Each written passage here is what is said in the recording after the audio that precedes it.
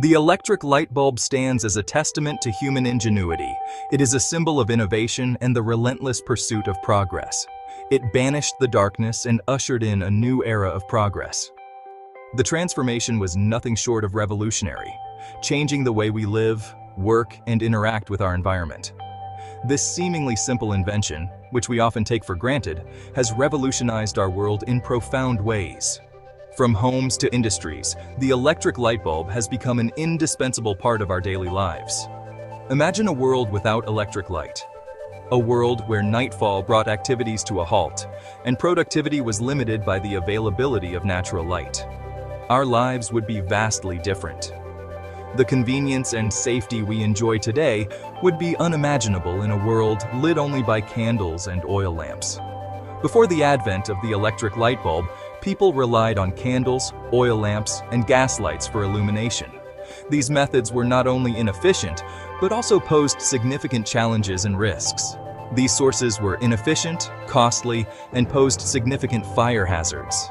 The flickering light of a candle or the dim glow of an oil lamp could never match the brilliance and reliability of electric light.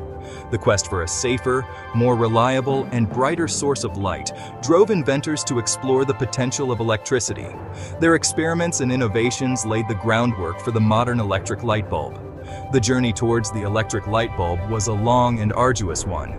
It spanned decades of research, experimentation, and incremental improvements. It involved numerous scientists and inventors across the globe, each building upon the work of their predecessors.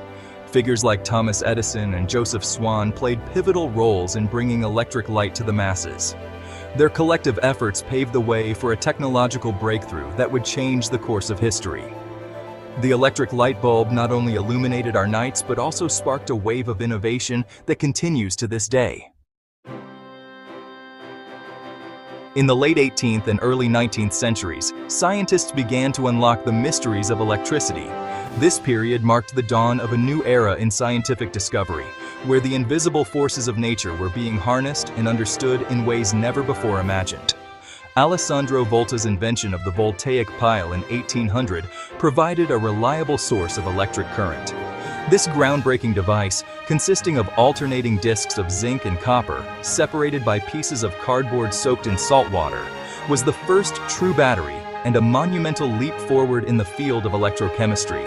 This invention was crucial in enabling further experimentation with electricity. Scientists now had a steady and continuous source of electric current, which allowed them to conduct more complex and controlled experiments, leading to numerous discoveries and innovations. Humphrey Davy, an English chemist, used Volta's invention to create the first electric arc lamp in 1802. Davy's work was instrumental in demonstrating the practical applications of electricity, and his experiments laid the groundwork for future advancements in electric lighting. Davy's arc lamp produced a brilliant light by passing an electric current between two carbon electrodes. This intense light was unlike anything seen before and showcased the immense potential of electric illumination. However, it was too bright and unstable for practical use. The arc lamp's intense brightness and flickering made it unsuitable for everyday lighting needs, but it was a crucial step in the evolution of electric light technology. While impractical, Davy's arc lamp demonstrated the potential of using electricity for lighting. It inspired other inventors and scientists to continue exploring and refining electric light sources, pushing the boundaries of what was possible. It marked a significant milestone in the development of electric light. The arc lamp was a beacon of progress, illuminating the path for future innovations and setting the stage for the eventual creation of practical electric lighting solutions. The race to create a practical and commercially viable electric light bulb had begun. Inventors around the world were inspired by the pioneering work of Volta and Davy, leading to a flurry of activity and experimentation that would eventually revolutionize the way we light our homes and cities. The pursuit of a practical electric light bulb intensified in the mid-19th century. Inventors around the world raced to find a suitable material that could be heated to incandescence by electricity without burning out too quickly. In 1840, British scientist Frederick de Moleyns patented the first incandescent lamp design using a platinum wire inside a vacuum bulb. While his design showed promise, The cost of platinum made it commercially unfeasible. Heinrich Goebel, a German watchmaker, claimed to have created functional incandescent light bulbs as early as the 1850s. However, his claims lacked sufficient documentation and were met with skepticism. He did not patent his inventions. Thomas Edison's name has become synonymous with the invention of the electric light bulb. While not the sole inventor, Edison played a pivotal role in perfecting the design and bringing it to the masses. In 1879, after years of relentless experimentation, Edison and his team at his Menlo Park laboratory successfully created a commercially viable incandescent light bulb. His bulb used a carbonized bamboo filament encased in a vacuum bulb, which significantly extended its lifespan. Edison's demonstration of his light bulb at Menlo Park in December 1879 was a watershed moment. It captured the imagination of the world and ushered in the era of electric light. A Tale of Two Inventors, Swan's Legacy and the Patent Dispute. While Edison was making strides in America, British scientist Joseph Swan was independently developing his own incandescent light bulb. Swan's bulb, patented in 1878, used a carbonized cotton thread filament. Swan's earlier patent led to a legal battle with Edison over the rights to the incandescent light bulb. The dispute ultimately ended in a merger, forming the Edison and Swan United Electric Light Company in 1883. The collaboration between Edison and Swan proved fruitful. They combined their expertise to improve the design and manufacturing process of the light bulb. This paved the way for mass production and widespread adoption. Beyond the bulb. Advancements in electric lighting technology. The invention of the incandescent light bulb sparked a wave of innovation in lighting technology. Scientists and engineers continued to refine the design and explore new possibilities. In the early 20th century, William Coolidge's development of the tungsten filament revolutionized the incandescent light bulb. Tungsten's higher melting point allowed for brighter and more efficient bulbs.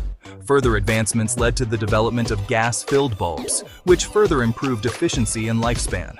Fluorescent lamps, invented in the 1930s, offered even greater energy efficiency and longevity. A world transformed.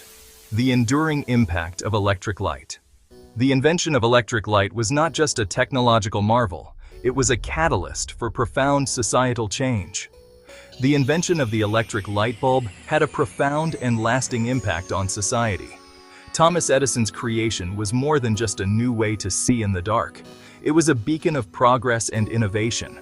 It transformed the way people lived, worked, and interacted with the world around them. Suddenly, night was no longer a barrier to productivity or social interaction. People could work late into the night or enjoy leisure activities without the constraints of daylight. Electric lighting extended the day, allowing factories to operate around the clock and increasing productivity. This revolutionized industries, enabling them to meet the growing demands of a rapidly industrializing world.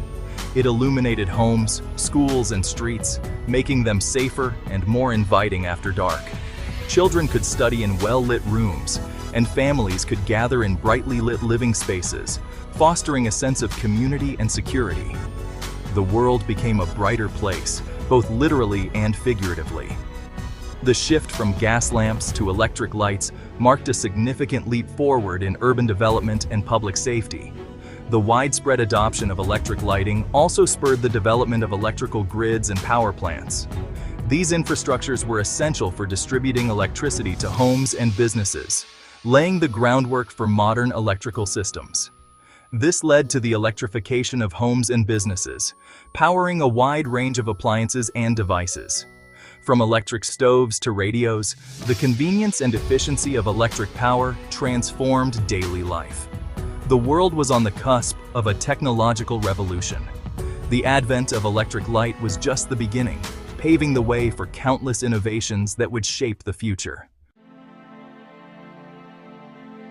The future of illumination, energy efficiency, and beyond. Today, lighting technology continues to evolve at a rapid pace.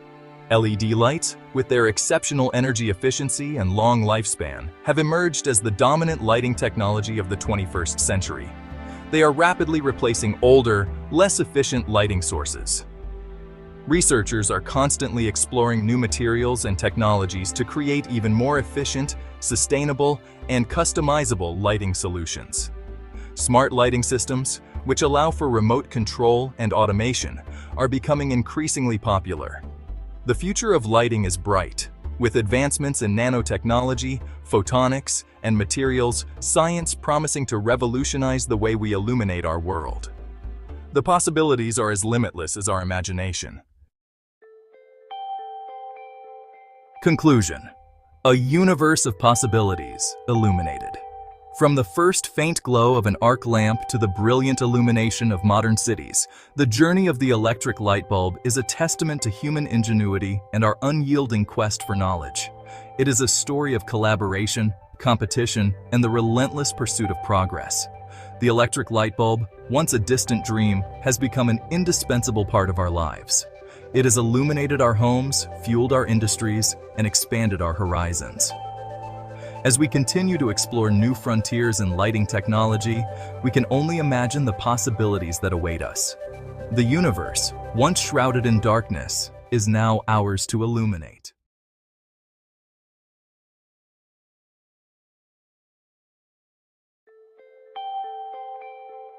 Few inventions have reshaped our world quite like the camera. It has given us the power to freeze time, to capture moments that would otherwise vanish in the blink of an eye. From the earliest blurry photographs to today's high-definition digital images, the camera has revolutionized communication, art, and the very way we see ourselves and the world around us. This journey began centuries ago with a simple observation. Light traveling through a small hole could project an image onto a surface. This understanding laid the foundation for the camera obscura, a device that would later evolve into the cameras we know today. The impact of the camera extends far beyond its ability to capture images. It has documented history, sparked social change, and given voice to the voiceless. It has allowed us to explore the depths of the ocean and the vastness of space, revealing hidden wonders and expanding our understanding of the universe. In this essay, we will trace the remarkable evolution of the camera, from its humble beginnings to its current state of technological sophistication. Join us as we explore the key innovations and individuals who have shaped this transformative invention. The story of the camera begins long before the invention of film or digital sensors. It is a tale that stretches back through the annals of history, touching upon the curiosity and ingenuity of ancient civilizations. As early as the 5th century BC, Chinese and Greek philosophers observed that light, when passing through a small aperture, could project an inverted image onto a surface. These early thinkers, such as Mozi in China and Aristotle in Greece, were fascinated by the behavior of light and its potential applications. This phenomenon, known as the camera obscura, Latin for dark chamber, would become the foundation for the modern camera. The principle was simple yet profound. Light entering through a tiny hole in a darkened space could create a clear, albeit inverted, image of the outside world. Early camera obscuras were simple devices, often consisting of nothing more than a darkened room with a small hole on one wall. These rudimentary setups allowed observers to witness the magic of light and shadow in a controlled environment. Light passing through this hole would project an image of the outside world onto the opposite wall, albeit upside down and reversed. This natural optical phenomenon captivated those who experienced it, sparking further exploration and experimentation. While initially a curiosity, the camera obscura quickly found practical applications. Its ability to project accurate images made it an invaluable tool for various fields. Artists used it as a drawing aid, tracing the projected images to create realistic paintings. This technique allowed for greater precision and detail in their work, revolutionizing the art of the time. Scientists utilized it to study optics and astronomy, safely observing solar eclipses without damaging their eyesight. The camera obscura provided a safe and effective means to study the sun and other celestial bodies, contributing to the advancement of scientific knowledge. However, the camera obscura had a crucial limitation. It could not permanently record the images it projected. This meant that while the images were fascinating to observe, they were fleeting and could not be preserved for future study or enjoyment. The challenge for inventors became finding a way to capture these fleeting images, to make them lasting and reproducible. This quest for permanence drove many to experiment with various materials and techniques, laying the groundwork for future innovations. This quest would lead to the birth of photography, a breakthrough that would forever change the world. The ability to capture and preserve images opened up new possibilities for art, science, and communication, marking the beginning of a new era in human history. The year 1826 marked a pivotal moment in the history of visual culture. It was a time of great innovation and discovery, with the world on the cusp of the Industrial Revolution. Amidst this backdrop of change, a quiet revolution was taking place in the realm of visual representation. It was in this year that Nicéphore Niépce, a French inventor with a keen interest in capturing images, successfully captured and preserved the world's first permanent photograph. Niépce's journey was one of relentless experimentation and perseverance. Using a primitive camera and a pewter plate coated with a light-sensitive asphalt called bitumen of Judea, Niépce captured a view from his window in Saint-Lô-de-Varennes, France. This process was painstakingly slow and required meticulous attention to detail. This groundbreaking image, titled "View from the Window at Le Gras," required an astonishing 8 hours of exposure time. During this period, the plate had to remain perfectly still to ensure a clear image. The result was a grainy, low-resolution image, but it represented a monumental achievement, the ability to permanently capture a scene using light. This was a feat that had eluded inventors and artists for centuries. Niépce called his process heliography, meaning sunwriting. This term aptly described the method of using sunlight to create images. It relied on the principle that bitumen hardens when exposed to light. This property of bitumen was crucial to the success of Niépce's experiments. By exposing a bitumen-coated plate to light passing through a camera obscura, he could create an image where the light areas hardened and the dark areas remained soluble. This process was a delicate balance of light and chemistry. Washing the plate with a solvent then removed the unexposed bitumen, leaving behind a permanent image. This step was akin to developing a photograph in a darkroom, a technique that would become standard practice in the years to come. Niépce's invention marked the dawn of photography. It was a moment that would forever change the way humans captured and remembered their world. While his process was crude and impractical for widespread use, it proved that capturing light and creating lasting images was possible. This was a revelation that inspired countless others to explore and refine photographic techniques. The door was now open for others to refine and improve upon his groundbreaking work. The Industrial Revolution provided the perfect environment for rapid advancements in technology, and photography was no exception. Innovators and inventors around the world began to build on Niépce's foundation, leading to the development of more practical and efficient photographic processes.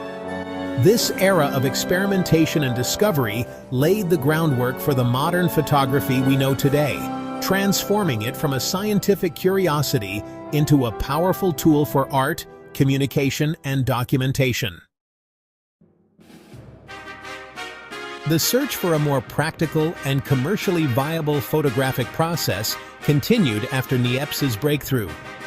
The early 19th century was a period of intense experimentation and innovation in the field of photography.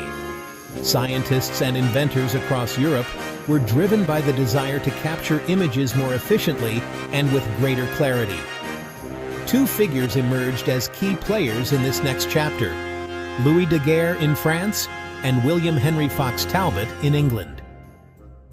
Both men were passionate about the potential of photography and dedicated years of their lives to perfecting their respective processes.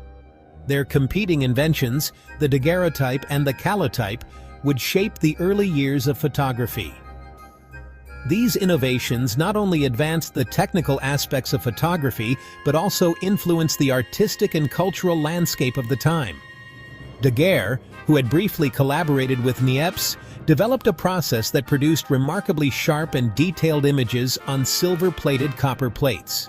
His method involved exposing the plate to iodine vapor, which made it light-sensitive, and then developing the image with mercury vapor. These daguerreotypes, unveiled in 1839, required significantly shorter exposure times than heliographs, making them more practical for portraiture. However, daguerreotypes had limitations. Despite their clarity and detail, they were not without flaws. They were delicate, easily scratched, and could only produce a single, unique image. The fragility of the plates meant that they had to be handled with extreme care, and any damage was irreversible. There was no negative, meaning copies could only be made through painstaking rephotographing. This process was time-consuming and often resulted in a loss of quality in the reproduced images. Meanwhile, Talbot, working independently, developed the calotype process. Talbot's approach was fundamentally different from Daguerre's, focusing on the use of paper rather than metal plates. This method used paper coated with light-sensitive silver chloride to create a negative image. The negative could then be used to produce multiple positive prints on paper, a concept that was revolutionary at the time. This negative could then be used to produce multiple positive prints on paper. This ability to create multiple copies from a single negative was a significant advantage over the daguerreotype process. While calotypes did not possess the same sharpness as daguerreotypes, the ability to create multiple prints from a single negative proved revolutionary. The calotype process allowed for greater flexibility and creativity in the production of photographic images. Talbot's invention laid the groundwork for modern film photography, where negatives allow for the mass production of prints. The principles behind the calotype process are still in use today, demonstrating the lasting impact of Talbot's work. The daguerreotype and calotype represented two distinct paths in the early development of photography. Each process had its own strengths and weaknesses, and both contributed to the evolution of the medium. One prioritized image quality and uniqueness, while the other focused on reproducibility and the potential for mass distribution. The contrast between these two approaches highlights the diverse possibilities that photography offered to 19th century society. Both processes contributed to the rapid spread of photography, capturing the public's imagination and forever altering the way we see and record the world. The innovations of Daguerre and Talbot paved the way for future advancements, ensuring that photography would become an integral part of human culture and history.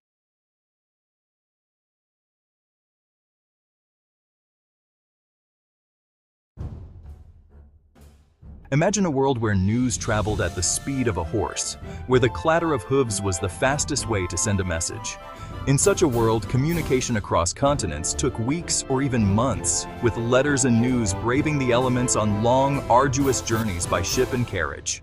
This was the reality before the telegraph, an invention that shattered the barriers of time and distance. The telegraph transformed the way we connected, making it possible to send messages in mere minutes rather than months. Revolutionizing communication and reshaping the world, the telegraph was a marvel of human ingenuity. It allowed for instant communication over vast distances, something previously unimaginable. This is the story of the telegraph, a story of human ingenuity, perseverance, and the enduring power of connection. Samuel Morse and other inventors worked tirelessly to bring this groundbreaking technology to life. From the earliest visual signaling systems, like semaphore towers, to the monumental achievement of laying the transatlantic cable, the journey of the telegraph is a testament to our relentless pursuit of faster and more efficient communication. The telegraph's journey is a testament to our relentless pursuit of faster and more efficient communication. It connected cities, countries, and continents, bringing the world closer together in ways never before possible. It is a story that continues to shape our world today. The principles and technologies developed for the telegraph laid the groundwork for the communication systems we rely on now. As we rely on its descendants, the telephone, the internet, and wireless communication, to connect us instantly across the globe, we can trace the roots of our modern connectivity back to the telegraph. Its legacy endures, reminding us of the incredible strides we've made in our quest to communicate. Long before the electric telegraph, humans sought ways to communicate over long distances. Ancient civilizations used smoke signals, fire beacons, and even reflecting mirrors to transmit simple messages. These early attempts, while limited in scope, highlight the fundamental human need to bridge the gap between distant points. In the late 18th century, a significant leap forward came with the development of semaphore systems. Claude Chappe, a French engineer, introduced a visual telegraph system that used a series of towers with movable arms, each representing a letter of the alphabet. Messages could be relayed from tower to tower, covering vast distances much faster than messengers on horseback. While semaphore systems offered a significant improvement over previous methods, they were limited by weather conditions, such as fog, rain, and snow, which could obscure visibility and disrupt communication. Additionally, semaphore systems required line of sight between towers, meaning they had to be placed on high ground or tall structures, which was not always feasible in all terrains. The true revolution in communication arrived with the invention of the electric telegraph, which overcame these limitations and offered a more reliable and faster means of transmitting information over long distances. In the 1830s, Samuel Morse, an American painter and inventor, along with collaborators like Alfred Vail, developed a practical electric telegraph system. Morse, initially a portrait artist, became fascinated with the idea of long-distance communication after a personal tragedy. Morse's system used pulses of electric current to transmit signals along a wire. These pulses, known as Morse code, consisted of dots and dashes that represented different letters and numbers. A circuit, closed and opened with a key, produced these pulses, which were then received at the other end of the wire and translated back into letters or numbers. This method allowed for messages to be sent quickly and accurately over vast distances. This breakthrough marked the birth of the electric telegraph, a technology that would soon connect the world in ways never before imagined. The electric telegraph laid the foundation for the global communication networks we rely on today, revolutionizing how information was shared and paving the way for future innovations in communication technology. Central to the success of the electric telegraph was the development of a simple and efficient code for transmitting messages. Samuel Morse, along with Alfred Vail, created what we now know as Morse code. This system used a combination of dots, dashes, and spaces to represent letters, numbers, and punctuation marks. The simplicity of Morse code made it easy to learn and use, contributing to the rapid adoption of the telegraph. Operators could quickly transcribe messages by listening to the distinct sounds of the dots and dashes as they were received. This new language of communication transcended geographical boundaries, allowing people from different countries and cultures to connect with each other. The impact of the telegraph was immediate and profound. It revolutionized the way people communicated, breaking down barriers of time and distance that had previously seemed insurmountable. In 1844, the first long-distance telegraph line was established between Washington, D.C. and Baltimore, marking the beginning of a communication revolution in the United States. Samuel Morse, the inventor of the telegraph, sent the first message, "What hath God wrought?" This momentous event signaled the dawn of a new era. Within a few short years, telegraph lines crisscrossed the nation, connecting towns and cities with a speed that was previously unimaginable. The rapid expansion of the network was driven by the insatiable demand for faster communication, and soon telegraph poles and wires became a common sight across the American landscape. The expansion of the telegraph network had a transformative effect on American society. It not only connected people, but also facilitated the growth of industries and commerce. Towns that were once isolated became bustling hubs of activity, and the flow of information became a powerful force in shaping the nation. Businesses could communicate instantly with suppliers and customers, making transactions more efficient and reliable. The telegraph became an indispensable tool for merchants, allowing them to stay ahead of market trends and respond quickly to changes. Newspapers could report on events in real time, bringing the latest news to readers with unprecedented speed. Reporters could send updates from distant locations, ensuring that the public was always informed about important developments. Families could stay in touch across great distances, sharing news and maintaining connections that would have been impossible before. The telegraph brought a sense of closeness and immediacy to personal relationships, even when loved ones were far away. The telegraph had shrunk the vast distances of the American frontier, bringing people closer together and fostering a sense of national unity. It played a crucial role in the westward expansion, enabling settlers to communicate with the East and helping to integrate the frontier into the broader national fabric. The telegraph was more than just a technological marvel. It was a catalyst for change, shaping the course of American history in profound ways. A cable across the ocean. Connecting continents. The success of the telegraph in connecting the United States inspired even bolder ambitions. If the telegraph could bridge the gap between cities and states, why not continents?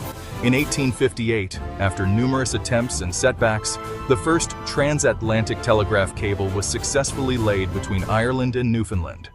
This remarkable feat of engineering reduced the communication time between North America and Europe from weeks to minutes. The transatlantic cable was hailed as a triumph of human ingenuity and a symbol of progress. It marked a pivotal moment in global communication, ushering in an era of instant connection between continents. A world transformed, the telegraph's impact on society. The telegraph's impact on society was profound, touching nearly every aspect of life. Business transactions could be conducted in real time, revolutionizing commerce and finance. Governments could communicate instantly with diplomats and military leaders, influencing international relations and the course of wars. Journalism was forever changed by the telegraph. News could be transmitted instantly from distant locations, allowing newspapers to publish up-to-the-minute accounts of events. This immediacy transformed the media landscape, creating a more informed and interconnected public. The telegraph also had a profound impact on personal communication, allowing families and friends to stay in touch across great distances. The twilight of the telegraph, a new era of communication. While the telegraph enjoyed a period of unprecedented success, its reign as the king of communication was not to last. The late 19th and early 20th centuries saw the emergence of new technologies that would eventually eclipse the telegraph. Alexander Graham Bell's invention of the telephone in 1876 offered a more personal and convenient way to communicate, allowing for voice transmission over wires.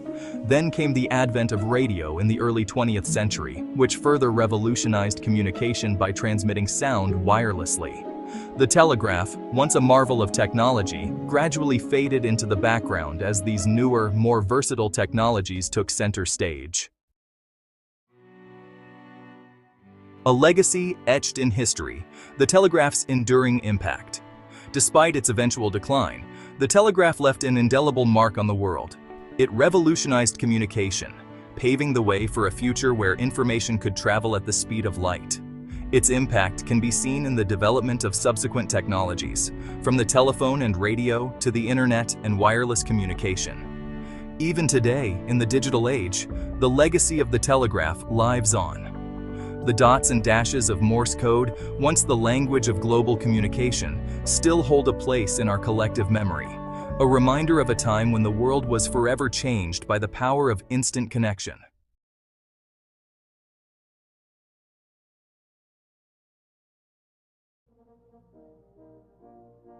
The late 18th century was a time of profound change, a period marked by significant shifts in society, technology, and industry.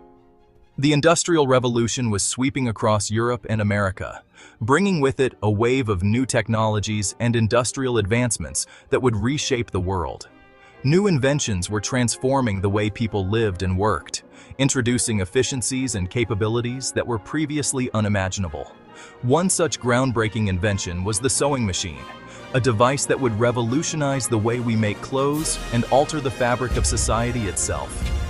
Before the advent of the sewing machine, almost all sewing was painstakingly done by hand, a method that was both time-consuming and labor-intensive.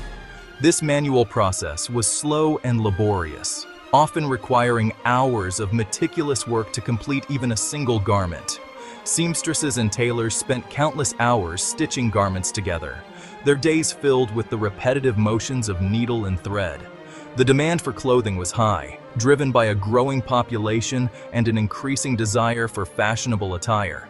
People longed for a faster, more efficient way to sew, a solution that could keep up with the burgeoning demand and alleviate the burden on manual laborers. Inventors and tinkerers rose to the challenge, driven by the promise of innovation and the potential to change the world.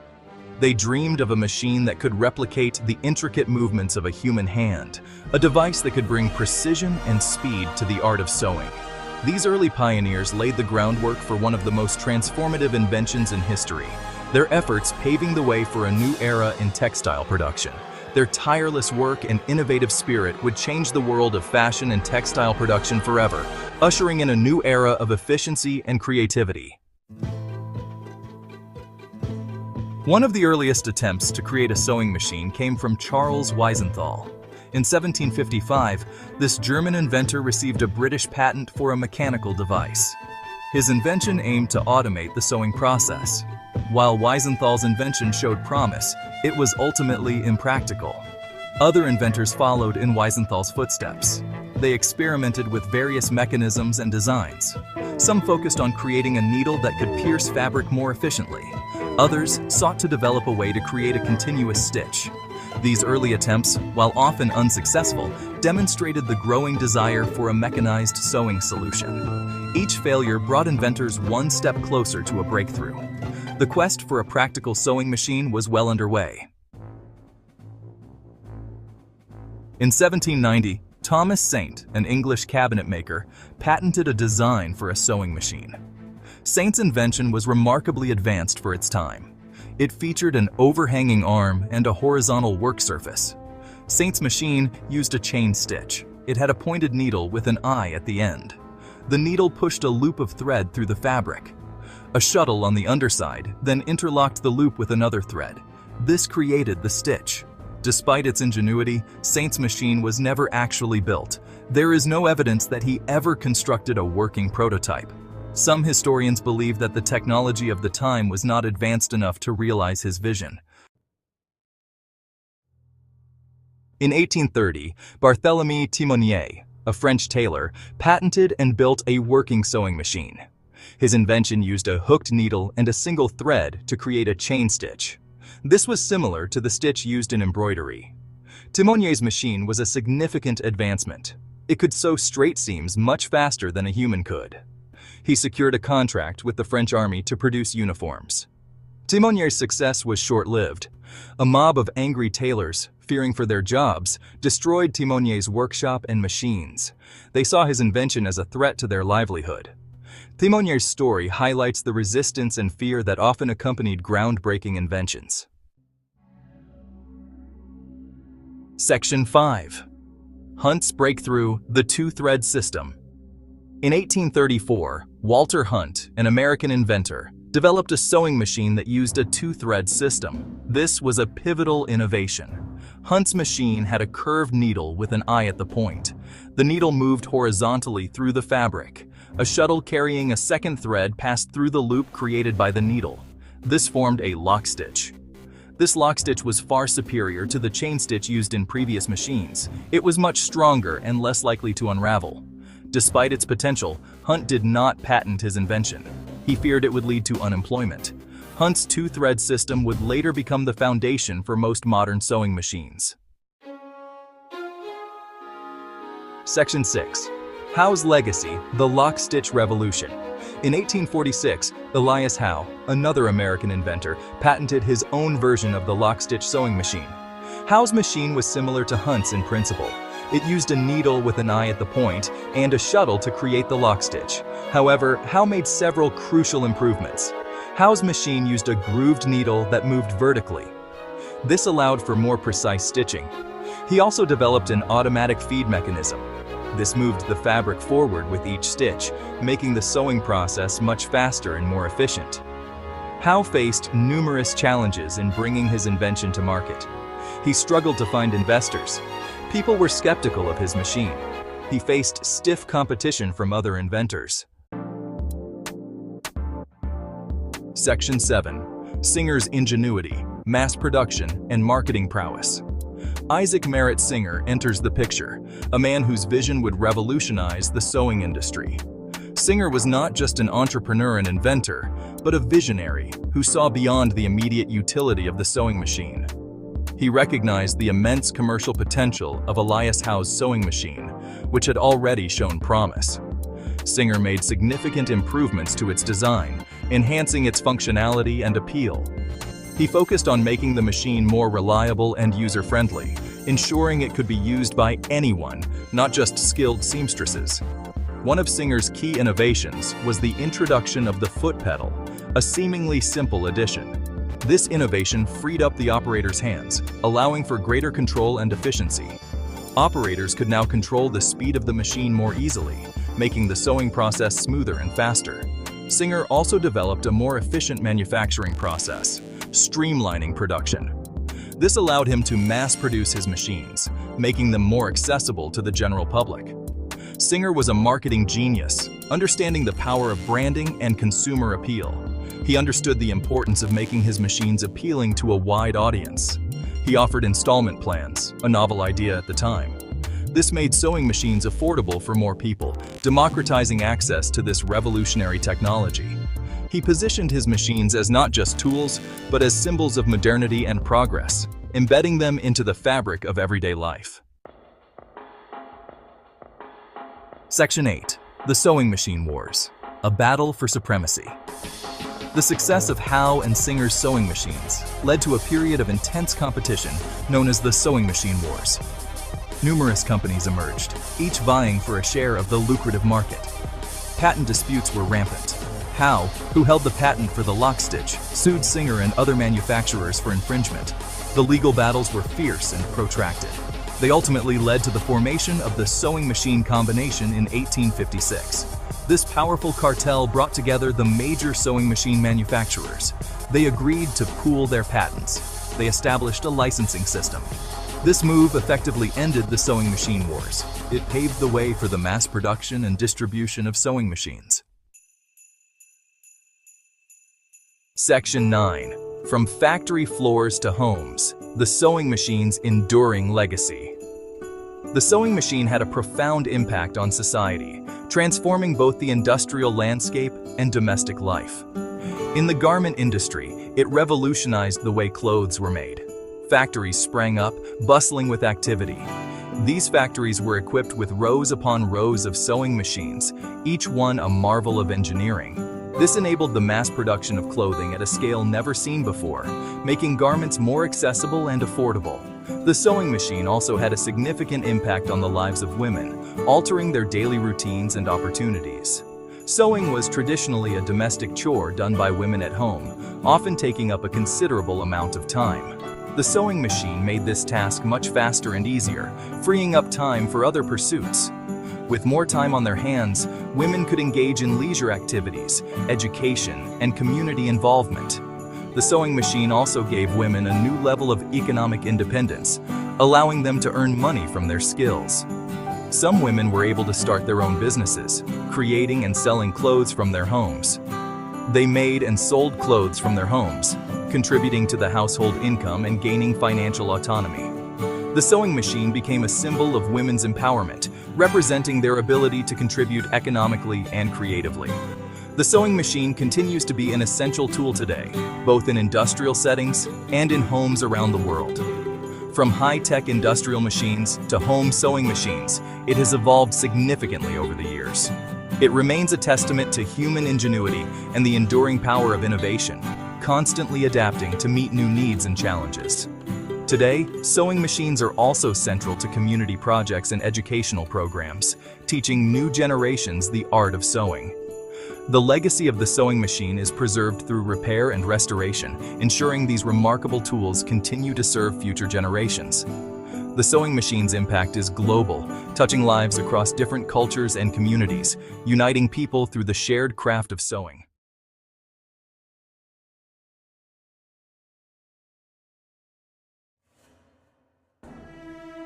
We live in a world powered by batteries. These small, often overlooked components are the lifeblood of our modern technological society. From the smartphones in our pockets that keep us connected to the world, to the electric vehicles changing the way we drive and reducing our carbon footprint, batteries are essential. They are the silent workhorses behind our daily conveniences. But how did we get here? How did we arrive at a point where batteries are so integral to our lives? The story of the battery is a fascinating journey of scientific discovery and relentless innovation. It spans centuries and involves countless brilliant minds. It's a story of chasing that invisible force, electricity. Early scientists and inventors were captivated by the potential of this unseen power. Long before we could harness electricity, we were mesmerized by its raw power in nature. The sight of lightning streaking across the sky was both awe-inspiring and terrifying. Lightning storms were a spectacle of both beauty and terror. They demonstrated the raw, untamed power of electricity in its most dramatic form. Static electricity, while less dramatic, still held a certain magic. It was a more accessible form of electricity that people could experiment with in their everyday lives. Who hasn't rubbed a balloon on their head and marveled at its ability to defy gravity? These simple experiments sparked a sense of wonder and curiosity. These early encounters with electricity sparked curiosity. They ignited a desire to understand and control this mysterious force. Scientists and tinkerers alike were eager to understand this mysterious force. Could it be captured? Could it be controlled? They conducted countless experiments, driven by the hope of unlocking its secrets. Little did they know, their pursuit would lead to a groundbreaking invention, the battery. This humble device, capable of storing and providing electrical energy, would revolutionize the world.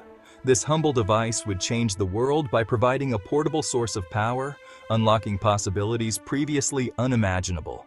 From powering our gadgets to enabling electric transportation, batteries have become indispensable. They are the unsung heroes of our technological age, quietly powering our lives and driving innovation forward. The battery's journey begins not with a bang, but with a twitch. This seemingly insignificant movement would set the stage for a groundbreaking discovery that would change the world forever. In the 18th century, Italian physician Luigi Galvani stumbled upon a curious phenomenon while dissecting a frog. It was a time when the boundaries of science were being pushed and new discoveries were waiting to be unearthed. He noticed that the frog's leg twitched when touched by two different metals. This unexpected reaction piqued his curiosity and led him to delve deeper into the mystery. Galvani believed he had discovered animal electricity, an inherent electrical force within living beings. He theorized that this electricity was a vital force, essential for life itself. Galvani's experiments, while ultimately misinterpreting the cause of the twitching, ignited a firestorm of scientific inquiry. His findings were published and quickly caught the attention of the scientific community, sparking debates and further investigations. Enter Alessandro Volta, another Italian scientist who challenged Galvani's theory. Volta was a meticulous and innovative thinker, always questioning and seeking the truth. Volta believed the electricity wasn't originating from the frog itself, but from the interaction between the two different metals. He hypothesized that the metals, when in contact with a moist conductor, created an electrical current. To prove his point, Volta constructed what would become known as the voltaic pile. This ingenious device was a stack of alternating zinc and copper discs, separated by pieces of cloth soaked in salt water. He stacked alternating discs of zinc and copper, separated by cloth soaked in salt water. This simple yet effective arrangement allowed the metals to interact and produce a continuous electrical current. This arrangement, the world's first true battery, generated a steady flow of electrical current. It was a monumental achievement, providing a reliable and consistent source of electricity for the first time in history. Volta's invention was revolutionary. For the first time, humanity had a reliable source of continuous electrical current. This breakthrough opened up new possibilities for scientific research and practical applications. The voltaic pile was a far cry from the sleek batteries we know today, but it represented a monumental leap forward. It laid the foundation for the development of modern batteries, which power everything from our smartphones to electric cars. Scientists now had a tool to study electricity in ways never before possible. The voltaic pile enabled them to conduct experiments and make discoveries that would have been unimaginable just a few years earlier. The field of electrochemistry was born. This new branch of science explored the relationship between electricity and chemical reactions, leading to advancements in a wide range of fields, from energy storage to medical devices. Today, the legacy of Galvani and Volta lives on in the sophisticated batteries and electrochemical technologies that power our world. Their pioneering work laid the groundwork for countless innovations that continue to shape our future. From the humble twitch of a frog's leg to the cutting-edge batteries that drive our modern world, the journey of electrochemistry is a testament to human curiosity and ingenuity. It reminds us that even the smallest observations can lead to the most profound discoveries. And so, the story of frogs, jars, and the birth of electrochemistry continues to inspire and drive us forward as we seek to unlock the mysteries of the universe, one discovery at a time. The voltaic pile was a scientific marvel, but it was impractical for widespread use. It was bulky, prone to leakage, and its voltage output was inconsistent. The 19th century saw a flurry of innovations as scientists and inventors sought to improve upon Volta's design. One notable advancement came from British chemist John Frederick Daniell. In 1836, Daniell created the Daniell cell, which addressed the issue of inconsistent voltage. His design used two different electrolytes separated by a porous barrier, resulting in a more stable and reliable current. Another key figure in battery development was French physicist Gaston Planté. In 1859, he invented the lead-acid battery. Planté's design used lead plates immersed in sulfuric acid and was the first rechargeable battery. This breakthrough paved the way for the widespread use of batteries in applications requiring more than just brief bursts of power. Section 4. Out of the lab and into the world. The dry cell. While the lead-acid battery was a major advancement, it was still bulky and unsuitable for portable devices. The invention of the dry cell battery in 1886 by German scientist Carl Gassner brought portability to the forefront. Building on earlier work by Georges Leclanché, Gassner created a battery with a paste-like electrolyte instead of a liquid. This innovation made batteries more robust and less prone to leakage, making them suitable for a wider range of applications. Charles F. Brush, an American engineer, further refined the dry cell design and made it commercially successful. Brush's dry cell batteries were used to power everything from early flashlights and doorbells to telephones. For the first time, the power of electricity was available beyond the confines of laboratories and industrial settings. Section 5. Powering up portability. From nickel-cadmium to alkaline, the 20th century witnessed an explosion of portable electronic devices. This era marked a significant shift in how people interacted with technology, bringing entertainment and communication into the hands of the masses. Radios, cassette players, and other portable gadgets became household staples, revolutionizing the way we consumed media. Early mobile phones and other portable electronics of the 1980s demanded more powerful and longer-lasting batteries to keep up with the increasing demand for mobility and convenience. Enter the nickel-cadmium, or NiCd, battery. This innovation was a game-changer in the world of portable power. Invented in 1899 by Swedish scientist Waldemar Jungner, the NiCd battery was a breakthrough in battery technology. The NiCd battery offered a higher energy density than previous designs, meaning it could store more energy in a smaller space. This advancement allowed for more compact and efficient designs, making portable devices even more portable. The NICD battery became the go-to choice for portable electronics for decades. However, it wasn't perfect. Despite its advantages, it had some significant drawbacks. NICD batteries suffered from the memory effect, a phenomenon where their capacity would decrease if they weren't fully discharged before recharging. This made them less reliable over time. Users had to be mindful of their charging habits to maintain the battery's efficiency. In the 1950s, Louis Urey, a Canadian engineer working at Eveready Battery Company, developed the alkaline battery. His innovation would soon overshadow the NICD battery. This new battery type, using zinc and manganese dioxide, offered a more stable and efficient power source. Alkaline batteries offered significant advantages over NICD. They were more reliable, had a higher energy density, and were easier to maintain. Alkaline batteries had a higher energy density, longer shelf life, and were less prone to leakage, making them a superior choice for many applications. Unlike NICD batteries, alkaline batteries did not suffer from the memory effect and were less likely to leak, which made them safer and more user-friendly. They quickly became the dominant battery type for consumer electronics, powering everything from remote controls to portable music players, and even early digital cameras.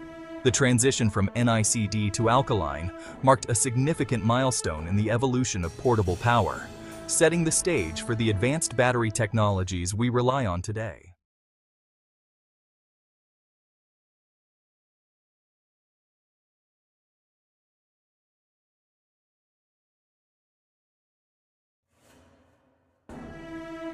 Time, an elusive and intangible essence, has captivated humanity since the dawn of consciousness.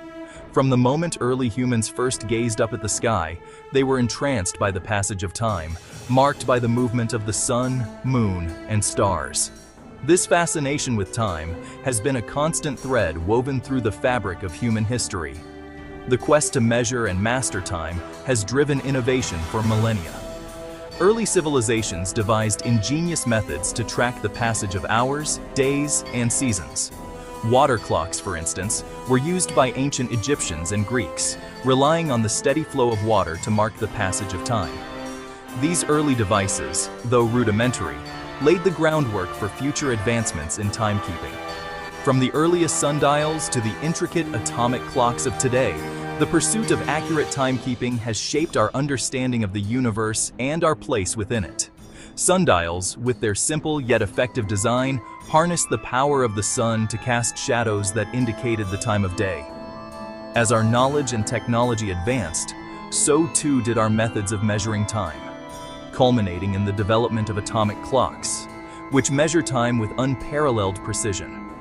Among the many inventions that have marked this relentless pursuit, the pendulum clock stands out as a pivotal milestone. Invented by Dutch scientist Christian Huygens in 1656, the pendulum clock revolutionized timekeeping with its unprecedented accuracy.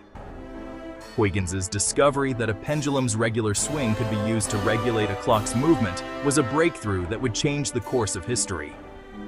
Before the advent of the pendulum clock in the 17th century, timekeeping was a relatively crude affair. Mechanical clocks, which had been in use since the 14th century, were often inaccurate and required constant adjustment. These early clocks relied on mechanisms such as verge escapements, which were prone to significant errors. The introduction of the pendulum clock brought a new level of precision to timekeeping, making it possible to measure time with an accuracy that had previously been unimaginable. Sundials were rendered useless in the absence of sunlight, and water clocks suffered from inconsistent flow rates. These limitations meant that accurate timekeeping was often a challenge, particularly in regions with variable weather conditions or during the night. The pendulum clock, with its ability to maintain a consistent and reliable measure of time, overcame these obstacles and set a new standard for accuracy. The development of the pendulum clock, however, ushered in a new era of precision and reliability in time measurement. Clockmakers across Europe quickly adopted Huygens' design, and the pendulum clock became the preferred timekeeping device for both scientific and practical purposes. Its impact was felt in various fields, from navigation to astronomy, where accurate time measurement was crucial for making precise observations and calculations. This groundbreaking invention transformed not only the way we measure time, but also revolutionized navigation, astronomy, and scientific inquiry as a whole. Accurate timekeeping was essential for determining longitude at sea, a challenge that had long plagued sailors and explorers. The pendulum clock provided a reliable solution, enabling more precise navigation and contributing to the age of exploration. In astronomy, the ability to measure time with greater accuracy allowed for more detailed observations of celestial events, furthering our understanding of the cosmos. The pendulum clock, with its elegant simplicity and remarkable accuracy, became the gold standard of timekeeping for centuries, its rhythmic swing a testament to human ingenuity. The design of the pendulum clock, with its oscillating pendulum and escapement mechanism, was both functional and aesthetically pleasing. Clockmakers took great pride in crafting these intricate devices, often adorning them with elaborate decorations and engravings.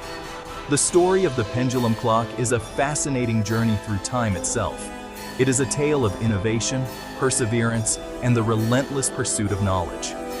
As timekeeping technology continued to evolve, the principles established by the pendulum clock laid the foundation for future advancements, including the development of quartz and atomic clocks. It is a tale of brilliant minds, ingenious inventions, and the relentless human desire to unravel the mysteries of the cosmos. The pendulum clock stands as a symbol of our quest to understand and measure the passage of time, a journey that continues to this day as we strive for ever greater precision and accuracy in our timekeeping endeavors. The desire to measure time is as old as civilization itself. From the earliest days of human existence, people have sought ways to understand and quantify the passage of time. This quest has driven innovation and has been a cornerstone of human progress. Long before the advent of mechanical clocks, our ancestors relied on the celestial bodies and the natural world to mark the passage of time.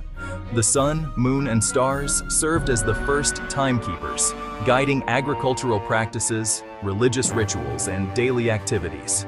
The earliest attempts at timekeeping were rudimentary yet ingenious. These early devices, though simple, laid the foundation for more complex timekeeping systems. They were a testament to human ingenuity and the desire to bring order to the chaos of the natural world. Sundials, perhaps the most iconic of early timekeeping devices, utilized the sun's movement across the sky to cast a shadow, indicating the hour. These devices were not only functional, but also often beautifully crafted, reflecting the artistry of their makers. Obelisks, tall, four-sided monuments, were also used in ancient Egypt to track time by the length and direction of their shadows. These structures were often placed in prominent locations, serving both practical and ceremonial purposes. Water clocks, another ancient timekeeping invention, relied on the steady flow of water through a narrow opening. These devices were used in various cultures, from ancient Greece to China, and were often employed in places where sundials were impractical. These devices, also known as clepsydras, measured time as water dripped from a vessel with a marked container, or by the rise of a float in a receiving chamber. The precision of these devices varied, but they represented a significant advancement in the quest to measure time accurately. While these early timekeeping devices represented remarkable ingenuity, they suffered from inherent limitations. The accuracy of sundials depended on clear skies and the position of the sun, while water clocks were affected by environmental factors. Sundials were obviously useless at night and on cloudy days, while water clocks were prone to inaccuracies due to evaporation, temperature changes, and the buildup of sediment. These limitations spurred further innovation and the search for more reliable methods. The quest for a more accurate and reliable method of timekeeping continued. This relentless pursuit led to the development of mechanical clocks, which revolutionized the way we measure time. These advancements paved the way for the precise timekeeping devices we rely on today, from wristwatches to atomic clocks. The story of the pendulum clock begins not with gears and springs, but with a simple observation by one of history's greatest scientific minds, Galileo Galilei. In the late 16th century, a young Galileo, while observing a swinging lamp in the Pisa Cathedral, noticed something peculiar. The lamp, suspended from a long chain, swung back and forth in a regular rhythm. Intrigued, Galileo began to time the lamp's oscillations using his own pulse as a rudimentary timer. To his astonishment, he discovered that the lamp's swing, regardless of its arc or amplitude, always took the same amount of time to complete. This observation, known as isochronism, meaning equal time, sparked a revolution in timekeeping. Galileo recognized the potential of the pendulum's regular swing to regulate a timekeeping device. He even sketched designs for a pendulum clock, but unfortunately, he never built a working model. Galileo's groundbreaking insight, however, laid the foundation for the invention of the pendulum clock. It was not until the mid-17th century that Galileo's groundbreaking observation was transformed into a practical timekeeping device. Galileo Galilei, the renowned Italian polymath, had observed the regular motion of a swinging lamp in the Cathedral of Pisa. This observation led him to theorize that a pendulum could be used to measure time with remarkable precision.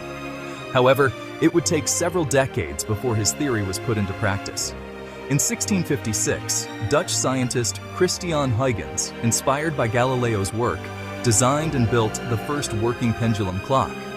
Huygens was a brilliant mathematician and physicist, and he saw the potential in Galileo's idea.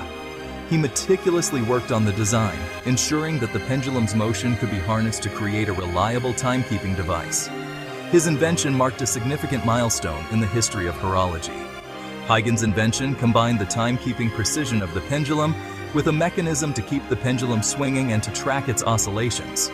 The pendulum's regular motion was key to the clock's accuracy. By attaching the pendulum to a clock mechanism, Huygens was able to create a device that could measure time more accurately than any previous clock. Huygens' clock utilized a weight-driven mechanism to supply the energy necessary to maintain the pendulum's swing, overcoming the inherent energy loss due to friction. The weights provided a constant force that kept the pendulum moving, ensuring that the clock remained accurate over long periods. This was a crucial innovation, as it allowed the clock to run continuously without needing frequent adjustments. The clock also incorporated an escapement mechanism, a crucial component that both transferred energy to the pendulum and counted its swings. The escapement was a sophisticated device that regulated the release of energy from the weights to the pendulum. It ensured that the pendulum received just enough energy to keep swinging, while also measuring the passage of time. The escapement worked by releasing and catching a toothed wheel connected to the clock's gearing system. Each time the pendulum swung, the escapement would release the wheel by one tooth, allowing the gears to turn and the clock's hands to move forward. This precise interaction between the pendulum and the escapement was what made Huygens' clock so accurate. With each swing of the pendulum, the escapement would release the wheel by one tooth, allowing the clock's hands to advance. This mechanism ensured that the clock's hands moved in perfect synchrony with the pendulum's swings, providing a reliable measure of time. The regular motion of the pendulum was directly translated into the movement of the clock's hands. This ingenious system ensured that the clock's movement was directly regulated by the pendulum's swing, resulting in a level of accuracy never before achieved. Huygens' pendulum clock was a groundbreaking invention that revolutionized timekeeping. It laid the foundation for the development of even more precise clocks in the future, and its principles are still used in modern timekeeping devices today. The birth of the pendulum clock was a pivotal moment in the history of science and technology, showcasing the power of human ingenuity and the quest for precision.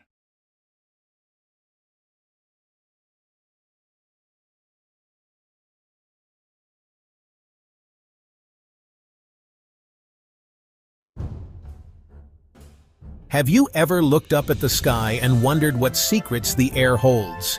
How can we measure the invisible force that surrounds us? The answer lies in an ingenious invention: the barometer. This remarkable instrument has been unlocking the mysteries of the atmosphere for centuries. It allows us to quantify atmospheric pressure, a fundamental element of weather and climate. The barometer's journey is a testament to human curiosity and ingenuity.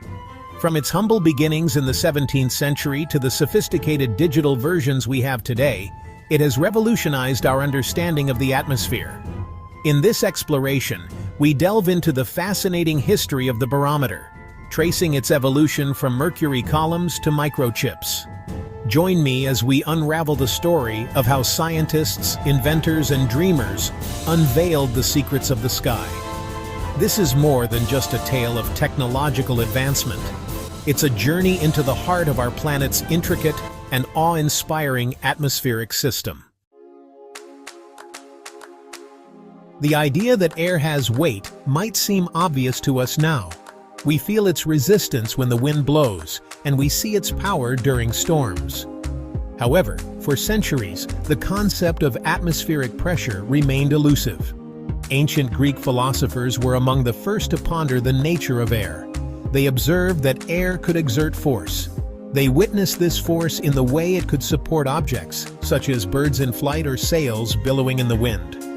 While they didn't have the tools to measure this force directly, their observations laid the groundwork for future discoveries. It was not until the 17th century that the true nature of atmospheric pressure would be revealed. This breakthrough came with the invention of a revolutionary instrument, the barometer. In the early 1640s, a brilliant Italian physicist and mathematician named Evangelista Torricelli took a giant leap forward in our understanding of air pressure.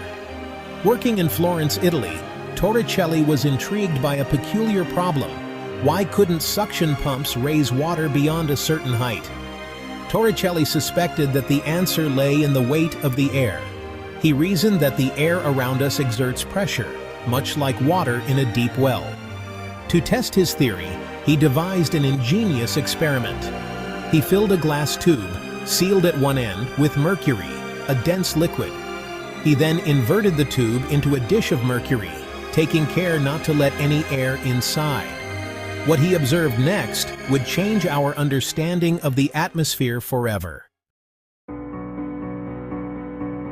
Torricelli watched as the mercury column in the tube dropped slightly, creating a vacuum at the top. The mercury didn't completely empty into the dish. Instead, it settled at a specific height, about 76 centimeters above the mercury level in the dish. Torricelli realized that the weight of the air pressing down on the mercury in the dish was supporting the column of mercury in the tube. The higher the air pressure, the higher the mercury column would rise. He had invented the first barometer, an instrument to measure atmospheric pressure. This groundbreaking invention marked a turning point in meteorology. Scientists finally had a tool to quantify and study the invisible force that shapes our weather. The mercury barometer, though simple in design, provided profound insights into the workings of our atmosphere. Section 5. The Aneroid Barometer, a Portable Revolution. Torricelli's mercury barometer, while revolutionary, had its limitations. It was bulky, delicate, and posed a risk due to the toxicity of mercury. A more portable and safer alternative was needed. Enter the aneroid barometer, invented in 1843 by French scientist Lucien Vidy. The word aneroid means without fluid, and this aptly describes Vidy's ingenious creation. Instead of relying on a column of liquid, the aneroid barometer utilized a small, sealed metal chamber. This chamber, known as an aneroid cell, was partially evacuated of air. As air pressure changed, the cell would expand or contract, and these subtle movements were amplified by a system of levers and springs. These movements, in turn, moved a needle on a dial, indicating the atmospheric pressure. Section 6. Barographs, recording the ups and downs. The invention of the aneroid barometer paved the way for another significant advancement: the barograph. While barometers provided a snapshot of atmospheric pressure at a given moment, scientists wanted to track these changes over time. The barograph addressed this need by combining the aneroid mechanism with a recording device. In a typical barograph, a pen attached to the aneroid cell traced a continuous line on a rotating drum wrapped in graph paper. The vertical axis of the graph represented pressure, while the horizontal axis represented time. This innovative instrument allowed for the creation of visual representations of pressure changes over hours, days, or even weeks. Meteorologists could now study pressure patterns, identify trends, and refine their weather forecasts with greater accuracy. Section 7. Digital barometers. Precision and versatility. In the digital age, barometers have undergone a remarkable transformation. Today's digital barometers utilize electronic sensors to measure atmospheric pressure with incredible precision.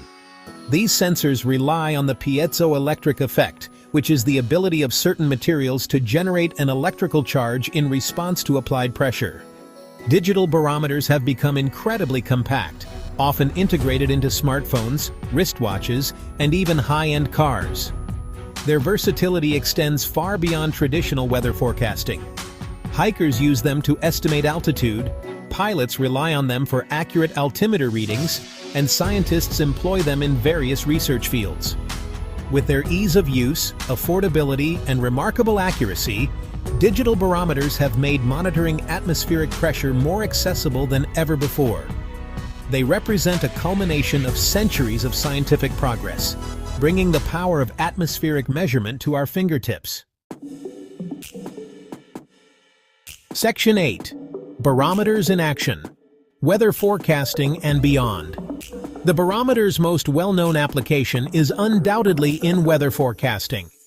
Meteorologists rely on barometric pressure readings to understand weather patterns and predict future conditions. High pressure typically signals clear, stable weather, while low pressure is associated with storms, rain, or unsettled conditions. However, the barometer's utility extends far beyond meteorology. Geologists use barometers to monitor volcanic activity, as changes in atmospheric pressure can indicate an impending eruption. Aviators rely on barometers for altitude measurements, ensuring safe navigation at varying altitudes. Furthermore, barometric pressure readings are crucial in fields like healthcare, where they are used to calibrate medical equipment and even assist in diagnosing certain medical conditions. The barometer's impact on our understanding of the world around us is both profound and far-reaching. Section 9. A legacy of innovation. From mercury to microchips. The journey of the barometer, from Torricelli's glass tube filled with mercury to today's sleek digital devices, is a testament to human curiosity and our relentless pursuit of knowledge.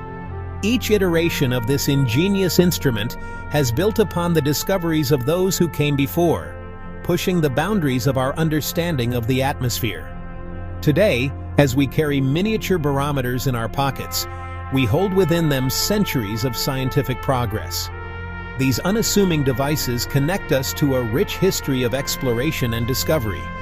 They serve as a constant reminder that the air we breathe, often taken for granted, is a dynamic force that shapes our world in countless ways.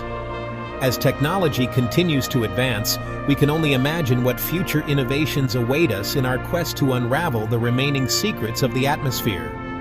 One thing is certain: the barometer, in all its forms, will continue to be an indispensable tool in our exploration of the skies above. The desire to see beyond the naked eye is ancient. Early civilizations stumbled upon a simple truth.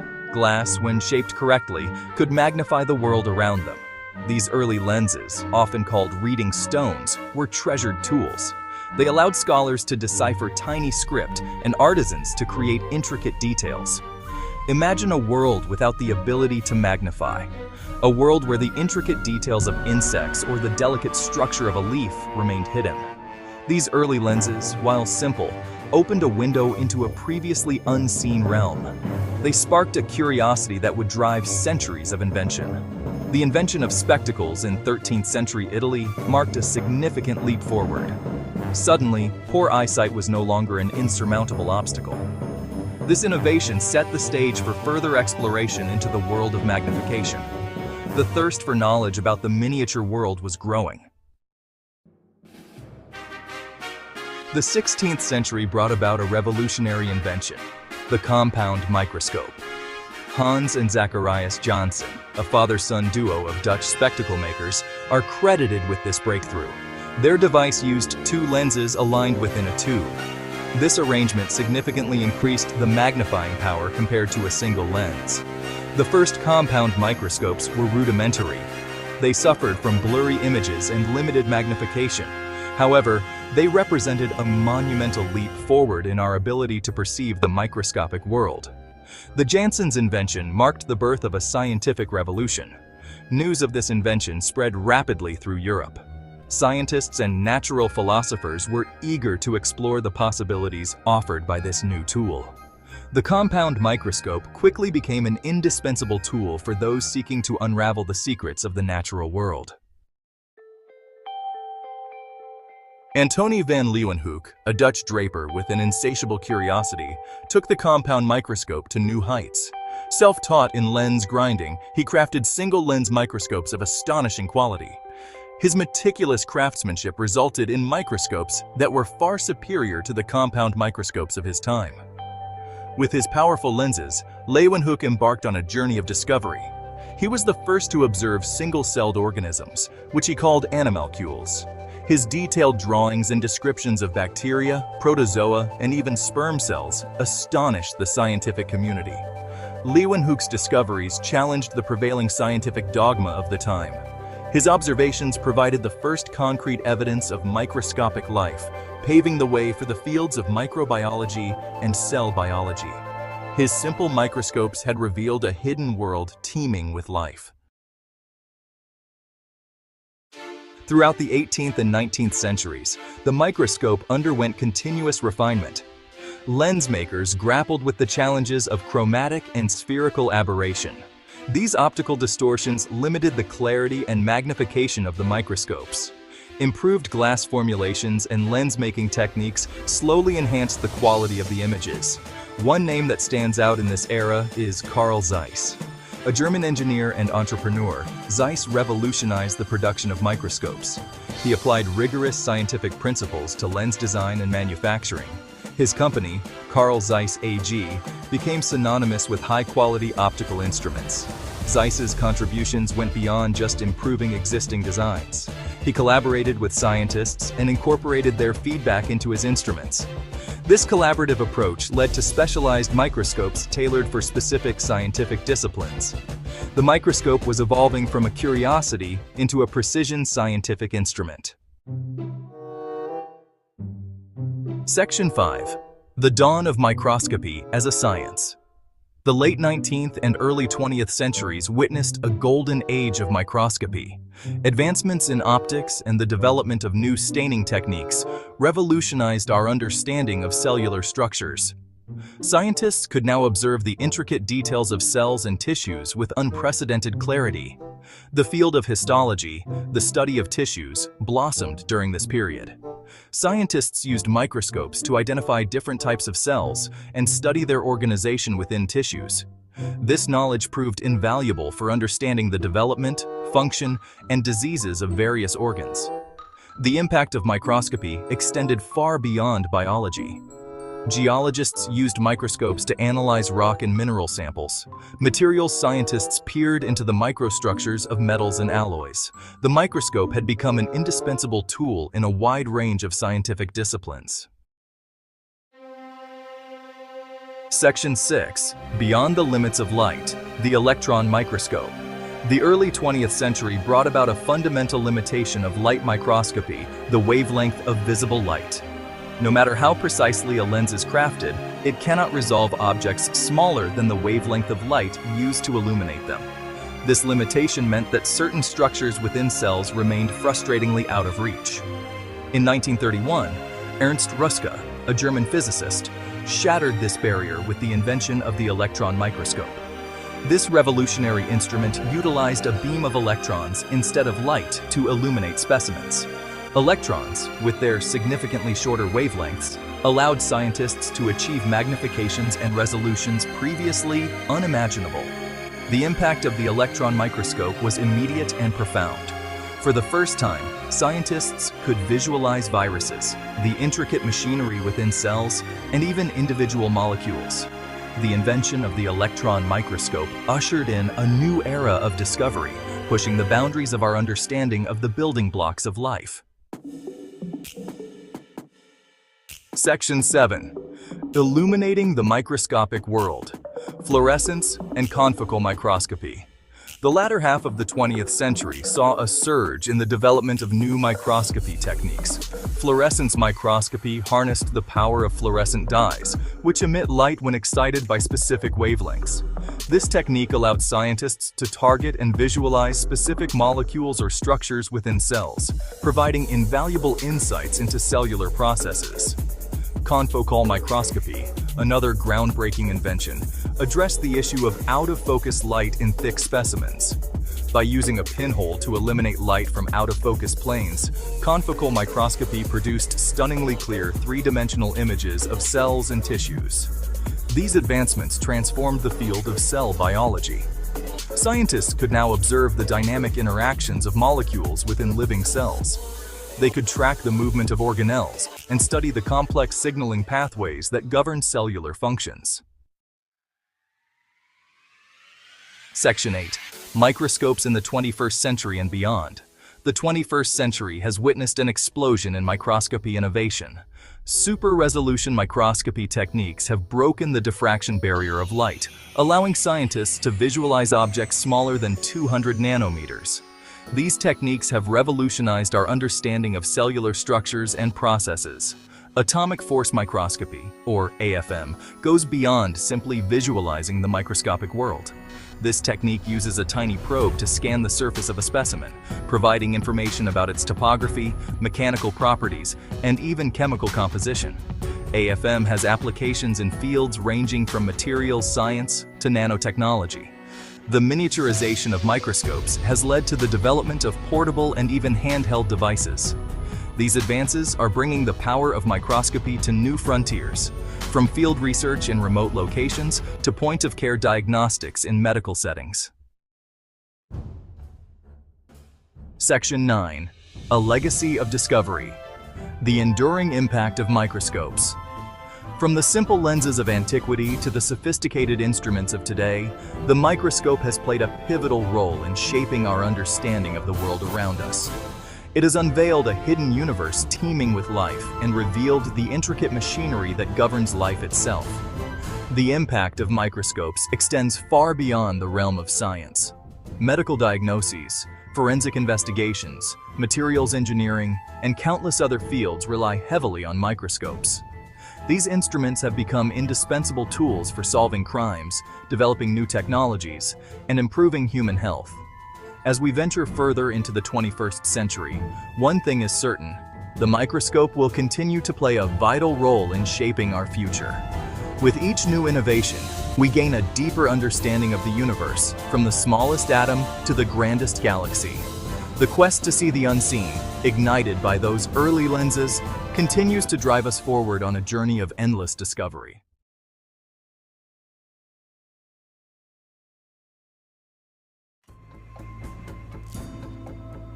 The story of gunpowder begins in ancient China. It started with alchemists, who were the early scientists of their time. These were people who experimented with different substances, often in search of something magical or transformative. They wanted to find a potion for immortality. They didn't find it, despite their many attempts and countless experiments. But they did find something else: gunpowder. This discovery was accidental but revolutionary. This happened around the 9th century, a time when China was a hub of innovation and discovery. Gunpowder is a mix of three things. These ingredients were common, but their combination was unique. These are saltpeter, sulfur, and charcoal. Each ingredient played a crucial role in the explosive properties of gunpowder. At first, people didn't know what to do with gunpowder. It was a mysterious and powerful substance. It was a strange new substance. Its potential was not immediately clear to the alchemists. It could burn quickly and create smoke. It had potential. The alchemists observed its properties and began to understand its power. It just needed a purpose. Over time, they found various uses for gunpowder, from fireworks to weapons. One of the earliest uses was in fireworks, which became a popular form of entertainment and celebration. Eventually, gunpowder found its way into military applications. It was used in cannons, bombs, and other weapons, changing the nature of warfare forever. The introduction of gunpowder weapons gave armies new strategies and capabilities, making battles more destructive and dynamic. The knowledge of gunpowder spread beyond China, influencing other cultures and leading to further innovations. As the secret of gunpowder traveled along trade routes, it reached the Middle East, Europe, and beyond, transforming societies globally. Today, the legacy of ancient Chinese alchemists lives on in both the spectacular displays of fireworks and the powerful weapons used by modern militaries. The discovery of gunpowder is a testament to human curiosity and the unintended consequences of scientific exploration. It reminds us that sometimes the search for one thing can lead to the discovery of something entirely unexpected and world-changing. Gunpowder was not immediately used for war. At first, it was used for entertainment. The Chinese made fireworks with it. These fireworks were colorful and loud. They were part of festivals and celebrations. Gunpowder also had uses in medicine. It was used to treat skin diseases. It was even used in some early forms of toothpaste. The use of gunpowder in fireworks and medicine shows its versatility. It was a substance with many potential applications. People were just beginning to understand its power. It wasn't long before gunpowder was used for war. The first gunpowder weapon was the fire lance. It was a simple weapon. It was a tube filled with gunpowder. It was attached to a spear or a stick. When lit, it would shoot fire and shrapnel. This was terrifying to enemies. The fire lance was a precursor to later firearms. It was a revolutionary development. It changed the way wars were fought. Gunpowder did not stay in China. It spread to other parts of the world. It went west through trade routes. It reached the Islamic world in the 13th century. By the 14th century, it was in Europe. This spread was a turning point in history.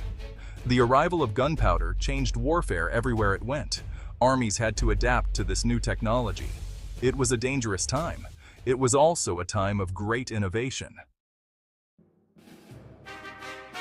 Section 5. Gunpowder and the reshaping of Europe.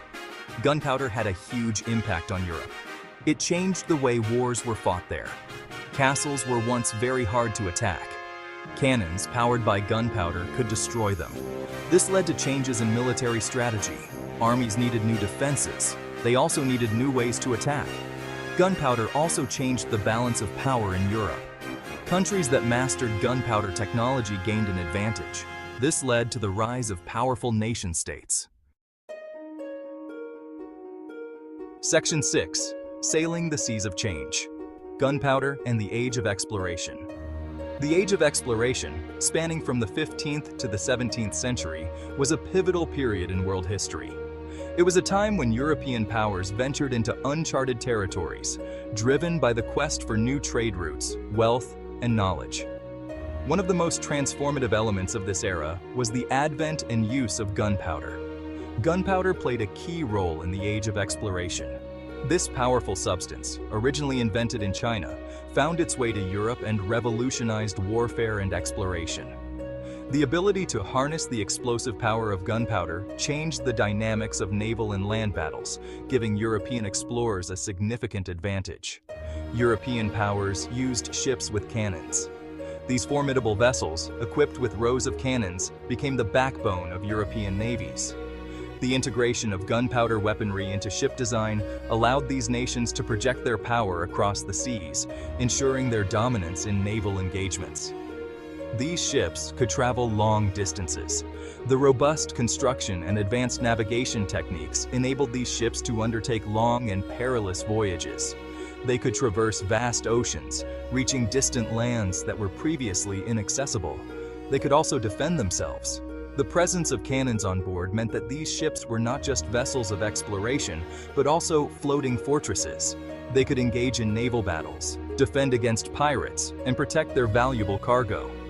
This allowed them to explore new lands. The combination of advanced navigation and powerful weaponry enabled European explorers to venture into unknown territories with confidence. They could establish footholds in new lands, paving the way for further exploration and colonization. They also used gunpowder to conquer new territories. The use of muskets and cannons in land battles gave European forces a significant edge over indigenous populations. This technological superiority facilitated the conquest and colonization of vast regions, altering the course of history. The Age of Exploration reshaped the world. The extensive voyages and discoveries made during this period had profound and lasting impacts on global geography, politics, and economics. The world map was redrawn as new continents and trade routes were charted. It led to the discovery of new continents. The relentless pursuit of exploration led to the unveiling of previously unknown lands. These discoveries expanded the known world and opened up new opportunities for trade, settlement, and cultural exchange. It also led to the rise of global trade. The establishment of new trade routes and the exchange of goods, ideas, and cultures between distant lands marked the beginning of a truly global economy. European powers capitalized on these opportunities, amassing wealth and influence. Gunpowder was a key factor in these changes. The introduction and utilization of gunpowder not only revolutionized warfare, but also facilitated exploration and conquest. It was a catalyst for the dramatic transformations that defined the Age of Exploration, leaving an indelible mark on the course of human history. Section 7. Industrial Might. Gunpowder fuels a new era. Gunpowder played a vital role in the Industrial Revolution. It was used in mining and construction. This helped to speed up industrial processes. New machines were invented. These machines produced goods on a large scale. This led to mass production and the growth of factories. The Industrial Revolution transformed human society. It led to urbanization and technological advancements. It brought about new social structures. Gunpowder was an essential ingredient in this transformation. Section 8. The enduring legacy of gunpowder. Gunpowder, a seemingly simple mixture of saltpeter, sulfur, and charcoal, has had an immeasurable impact on the course of human history. Its origins trace back to ancient China, where alchemists first stumbled upon its explosive potential. Gunpowder has left a lasting impact on human history. From its early use in fireworks and signals, it quickly found its way into the arsenal of war. The Chinese used it in rudimentary bombs and rockets, changing the nature of warfare forever. It has shaped warfare, exploration, and industry. The introduction of gunpowder to Europe in the 13th century revolutionized medieval combat. Cannons and firearms became the new norm, rendering traditional fortifications obsolete and altering military strategies. It has been a source of both destruction and progress.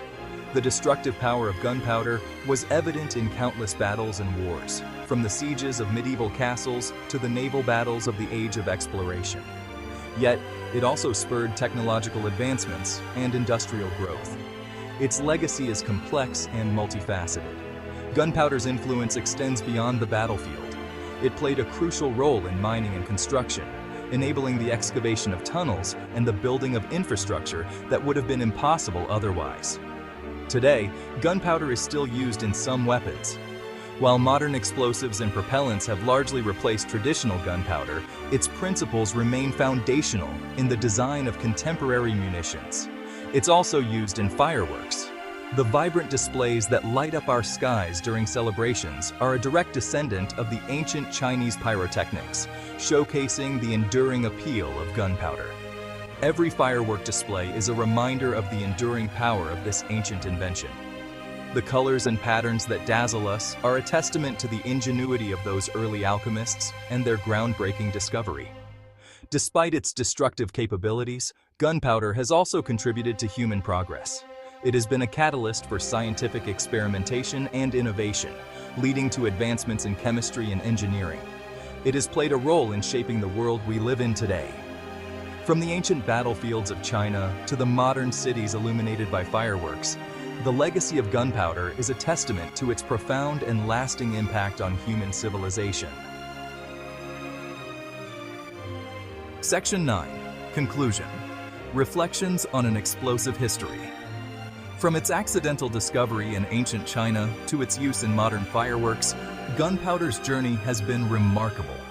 It has ignited conflicts and fueled progress, leaving an indelible mark on human civilization. As we marvel at the dazzling explosions in the night sky, let us remember the complex and explosive history of this transformative invention. From the dawn of civilization, humans have been captivated by the passage of time. The concept of time has always been a mysterious and elusive force, shaping our lives and the world around us. The rhythmic cycles of day and night, the changing seasons, and the endless flow of time have always been a source of wonder and curiosity. These natural cycles were the first indicators of time for early humans. The celestial dance of the stars, the moon's phases, and the sun's journey across the sky have all inspired a deep-seated desire to understand and measure time's relentless flow.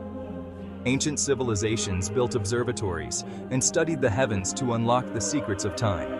This quest for temporal mastery led to the invention of the sundial, humanity's first timekeeping device. The sundial was a revolutionary tool that allowed people to measure time with remarkable accuracy. Before the advent of clocks and watches, our ancestors relied on the sun's apparent motion across the sky to mark the passage of time. They observed the sun's path and used it to organize their daily activities. Early humans observed that shadows lengthened and shortened throughout the day, reflecting the sun's changing position. This observation was crucial in the development of timekeeping methods. This realization led to the development of the sundial, a simple yet ingenious instrument that harnessed the power of shadows to tell time. Sundials became an essential part of daily life, helping people to plan their activities and rituals. The sundial's elegance lies in its simplicity. It required no complex machinery or intricate designs, just a vertical object and a marked surface. By observing the position of the shadow cast by a vertical object, known as a gnomon, onto a marked surface, our ancestors could track the hours and organize their lives accordingly. The sundial was a practical tool that brought order and structure to their world. The sundial, in its earliest forms, was more than just a timekeeping device. It was a testament to human ingenuity and our enduring fascination with the cosmos. It represented our ancestors' desire to understand the universe and their place within it.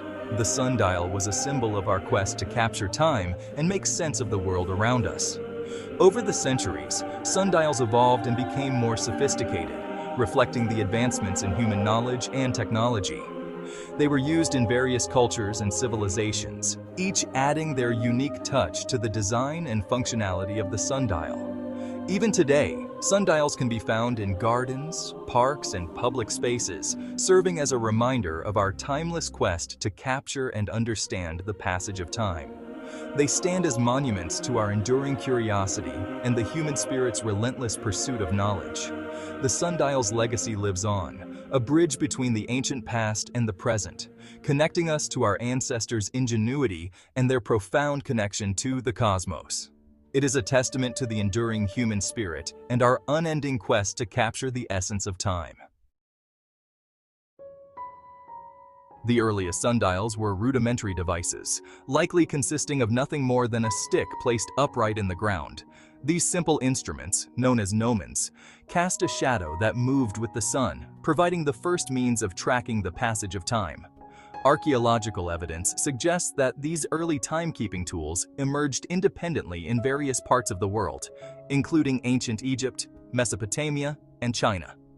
Each of these civilizations developed their own unique methods and designs for sundials, reflecting their distinct cultural and scientific advancements. These early civilizations recognized the practical benefits of tracking time, using sundials to regulate agricultural cycles, religious ceremonies, and daily life. Farmers relied on sundials to determine the best times for planting and harvesting crops, while priests used them to schedule rituals and festivals. Sundials became an integral part of daily life, helping people to organize their activities and maintain social order. In ancient Egypt, sundials played a crucial role in the development of a sophisticated understanding of timekeeping.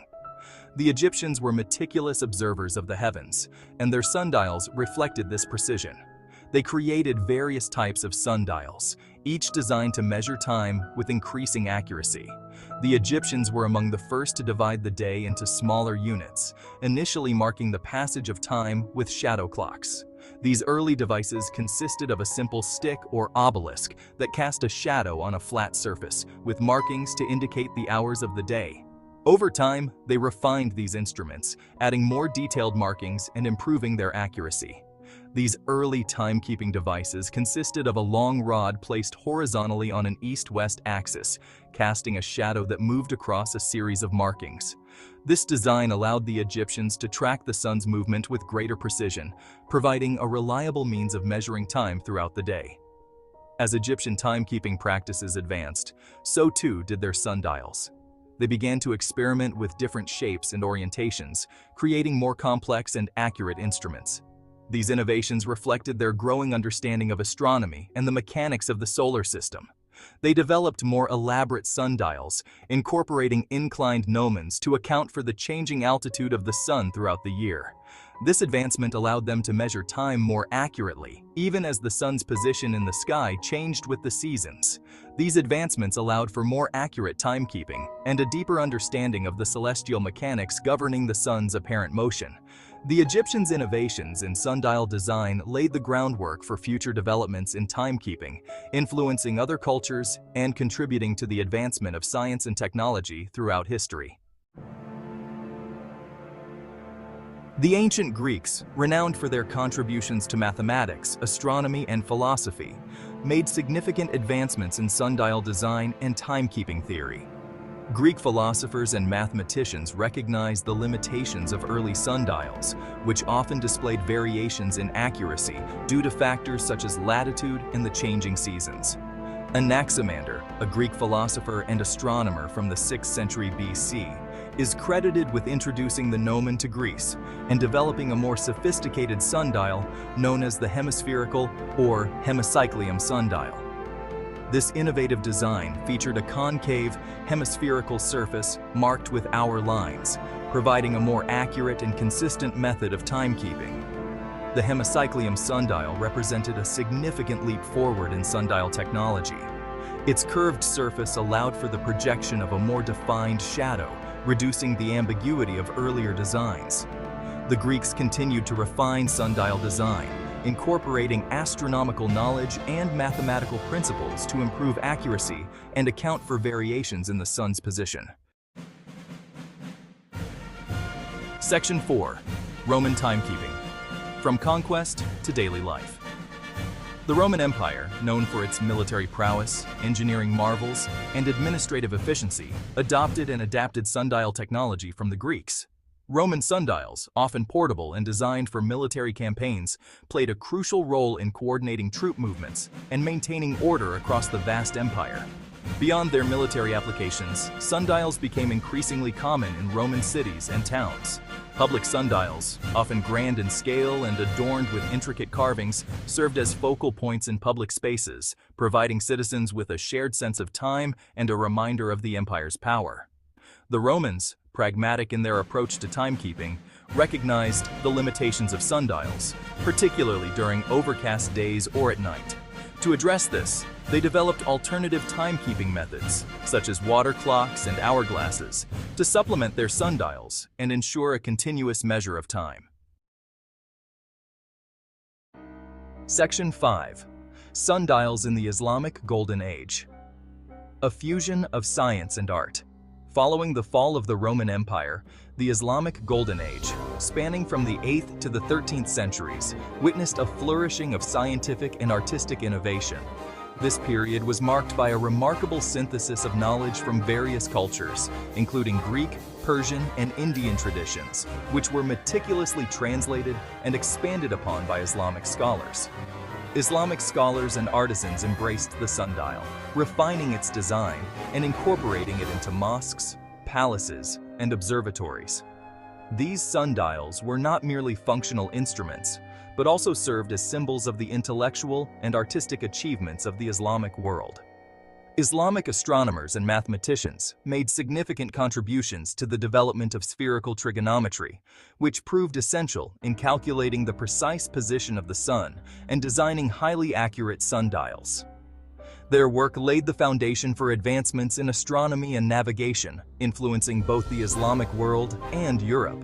These advancements led to the creation of complex sundials, capable of displaying not only the time, but also the date, the direction of prayer, and other astronomical information.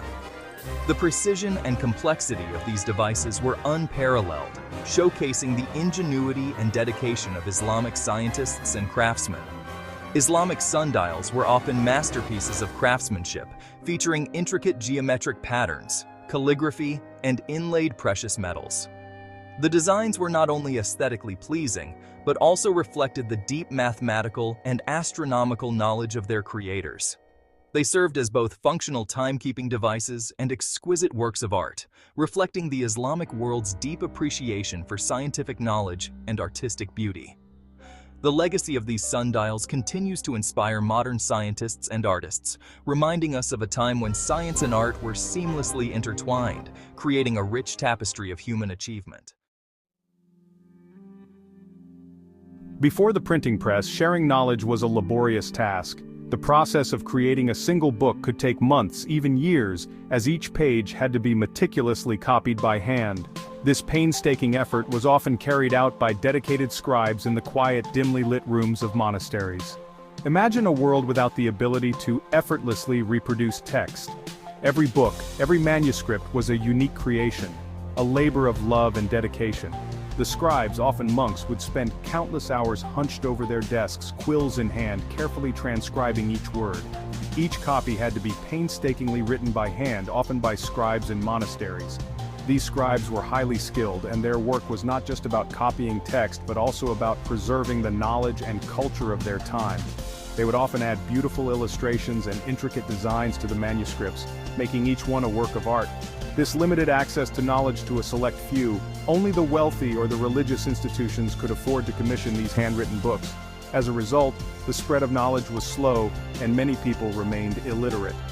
One early method of text reproduction was woodblock printing. This technique, which originated in ancient China, was a significant advancement in the dissemination of information. It allowed for the creation of multiple copies of a text, albeit still a labor-intensive process. This technique, originating in ancient China, involved carving images and text onto wooden blocks. The craftsman would carefully carve each character or image into the wood, creating a mirror image of the final print. These blocks were then inked and pressed onto paper. The ink would transfer from the raised surfaces of the block to the paper, creating a printed image or text. This method allowed for the production of multiple copies of a single text, which was a significant improvement over hand copying.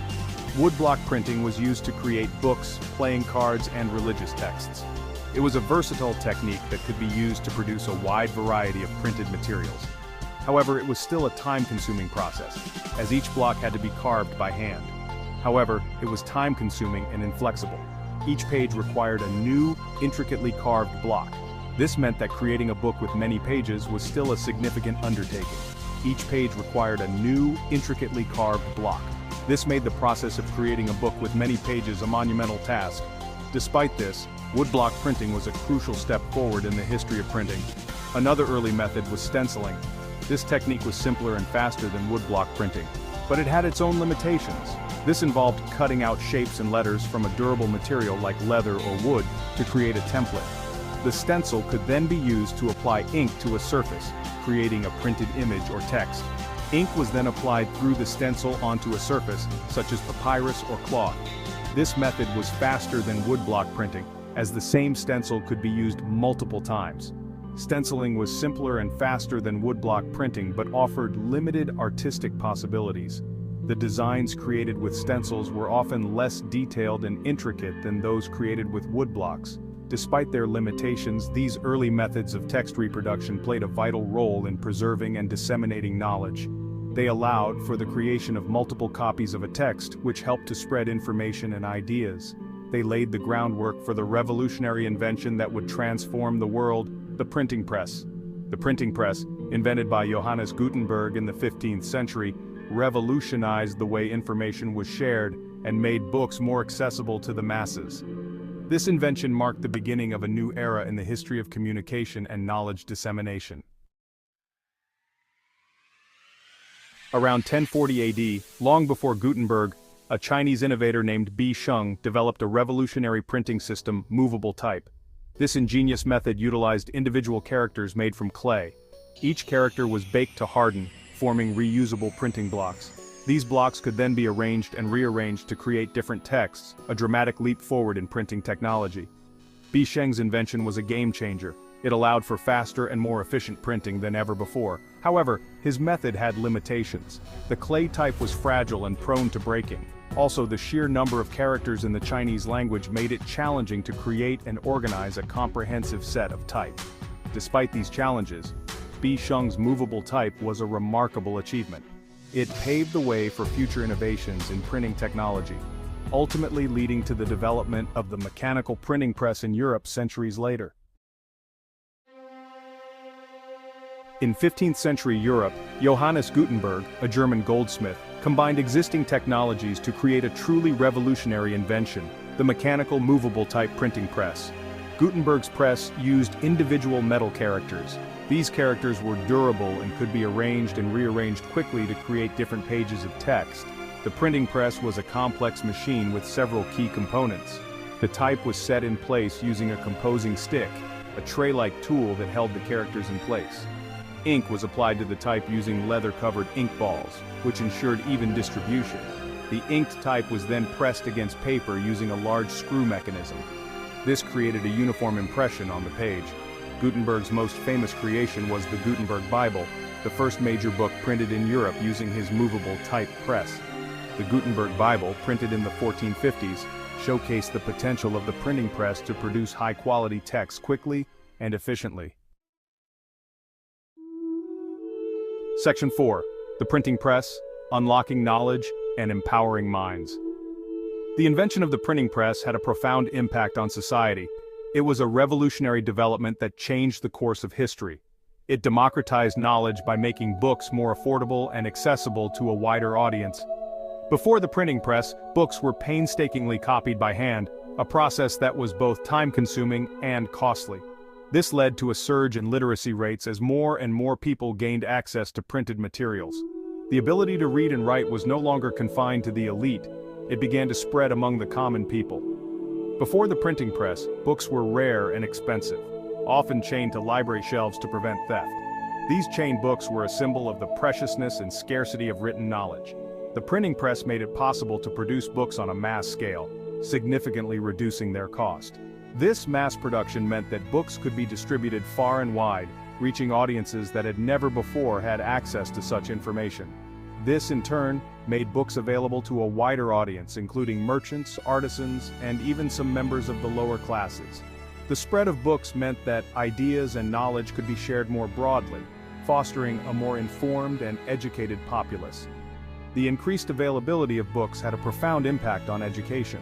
Schools and universities began to flourish as students and scholars could access a wider range of texts, enhancing their learning and research capabilities. Universities flourished as students and scholars could access a wider range of texts. This access to diverse materials allowed for a more comprehensive education and the cross-pollination of ideas from different fields of study. The printing press also played a crucial role in the scientific revolution. The ability to print and distribute scientific works meant that discoveries and theories could be shared quickly and accurately. Scientists could share their findings more easily, leading to rapid advancements in fields like astronomy, physics, and medicine. The collaborative nature of science was greatly enhanced by the printing press, as researchers could build on each other's work more effectively. The printing press not only transformed education and science but also had a significant impact on public discourse. Books and pamphlets became tools for spreading new ideas and sparking debates. The spread of printed materials contributed to the Reformation and the Enlightenment, as people began to question established authorities and seek out new ways of thinking. The printing press truly unlocked knowledge and empowered minds, setting the stage for the modern world. Today, the legacy of the printing press lives on in our digital age, where information is more accessible than ever before. The journey that began with the first printed books continues to shape our world, reminding us of the power of knowledge and the importance of making it available to all. Section 5. The printing press marches on, conquering Europe. The printing press spread rapidly throughout Europe, revolutionizing communication and knowledge dissemination. This groundbreaking invention, attributed to Johannes Gutenberg, fundamentally altered the landscape of information sharing. Before the printing press, books were painstakingly copied by hand, a process that was both time-consuming and expensive. The advent of the printing press changed all that, making books more accessible and affordable. From its birthplace in Mainz, Germany, the technology traveled quickly, reaching Italy by the 1460s. Italian scholars and printers were quick to adopt this new technology, recognizing its potential to spread Renaissance ideas and classical knowledge more widely. France, by the 1470s, where it played a crucial role in the spread of humanist literature and the works of French philosophers. The French printing industry grew rapidly, with Paris becoming a major center for book production, and England by the 1480s. In England, the printing press was instrumental in the dissemination of English literature and the works of early English writers. William Caxton, the first English printer, established his press in Westminster and produced many of the first books in the English language. This rapid diffusion was driven by the demand for printed materials and the entrepreneurial spirit of early printers. These pioneers saw the potential for profit and the opportunity to influence society by spreading new ideas and knowledge. Printers established themselves in major cities across Europe, setting up workshops and printing houses. These establishments became hubs of intellectual activity, attracting scholars, writers, and thinkers who were eager to see their works in print. They produced a wide range of materials, including books, which were now available in greater quantities and at lower prices than ever before. This democratization of knowledge had a profound impact on society, making information accessible to a broader audience. Pamphlets, which were used to spread news and political ideas quickly and efficiently, and broadsides, which were single sheets of paper printed on one side and used for public announcements and advertisements. These printed materials covered a vast array of subjects, from religious texts and classical literature to scientific treatises and political propaganda. The printing press enabled the rapid spread of new ideas and knowledge, fueling the intellectual and cultural movements of the time. The spread of the printing press was not without its challenges. The new technology disrupted established power structures and threatened those who sought to control information. The Catholic Church, initially a patron of printing, grew wary of the technology's power to disseminate dissenting views. The ability to print and distribute materials quickly and widely meant that ideas challenging the Church's authority could spread rapidly.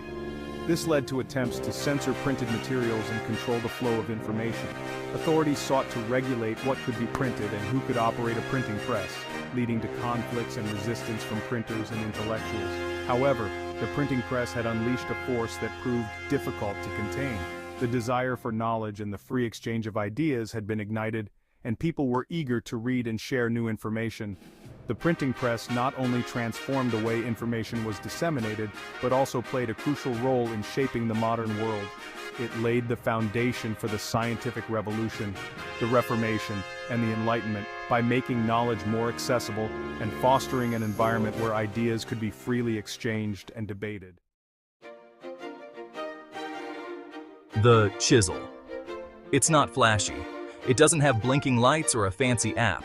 It's a chunk of metal with a sharpened edge, and for thousands of years, it's been one of humanity's most important tools. From the earliest days of human civilization, the chisel has been a constant companion to builders, artists, and craftsmen. Its simplicity belies its versatility and power. This unassuming tool helped build civilizations. It carved the stones that formed the foundations of our cities and the intricate details of our monuments. Without it, the world as we know it would be unrecognizable. It's shaped our world, literally. The chisel's impact can be seen in the towering cathedrals of Europe, the majestic temples of Asia, and the enduring structures of ancient civilizations.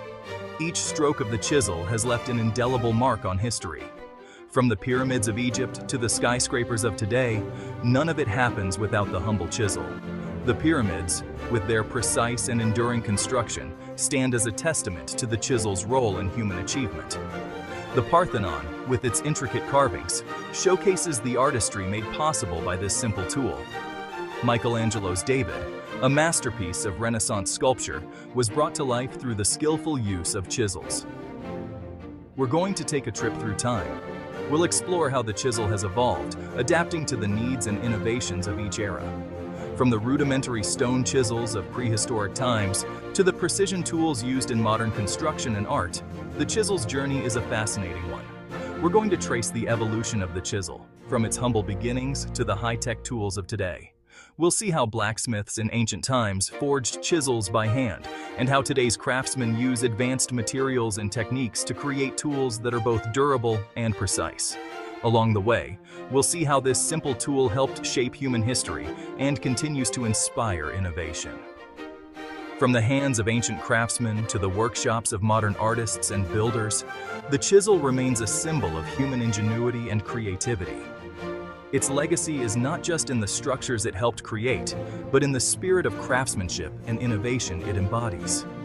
Join us as we uncover the remarkable story of the chisel, a humble tool with a powerful legacy. Go back far enough and you'll find our ancestors using their hands to shape the world around them. But they soon discovered that tools could amplify their abilities. Enter the Stone Age chisel.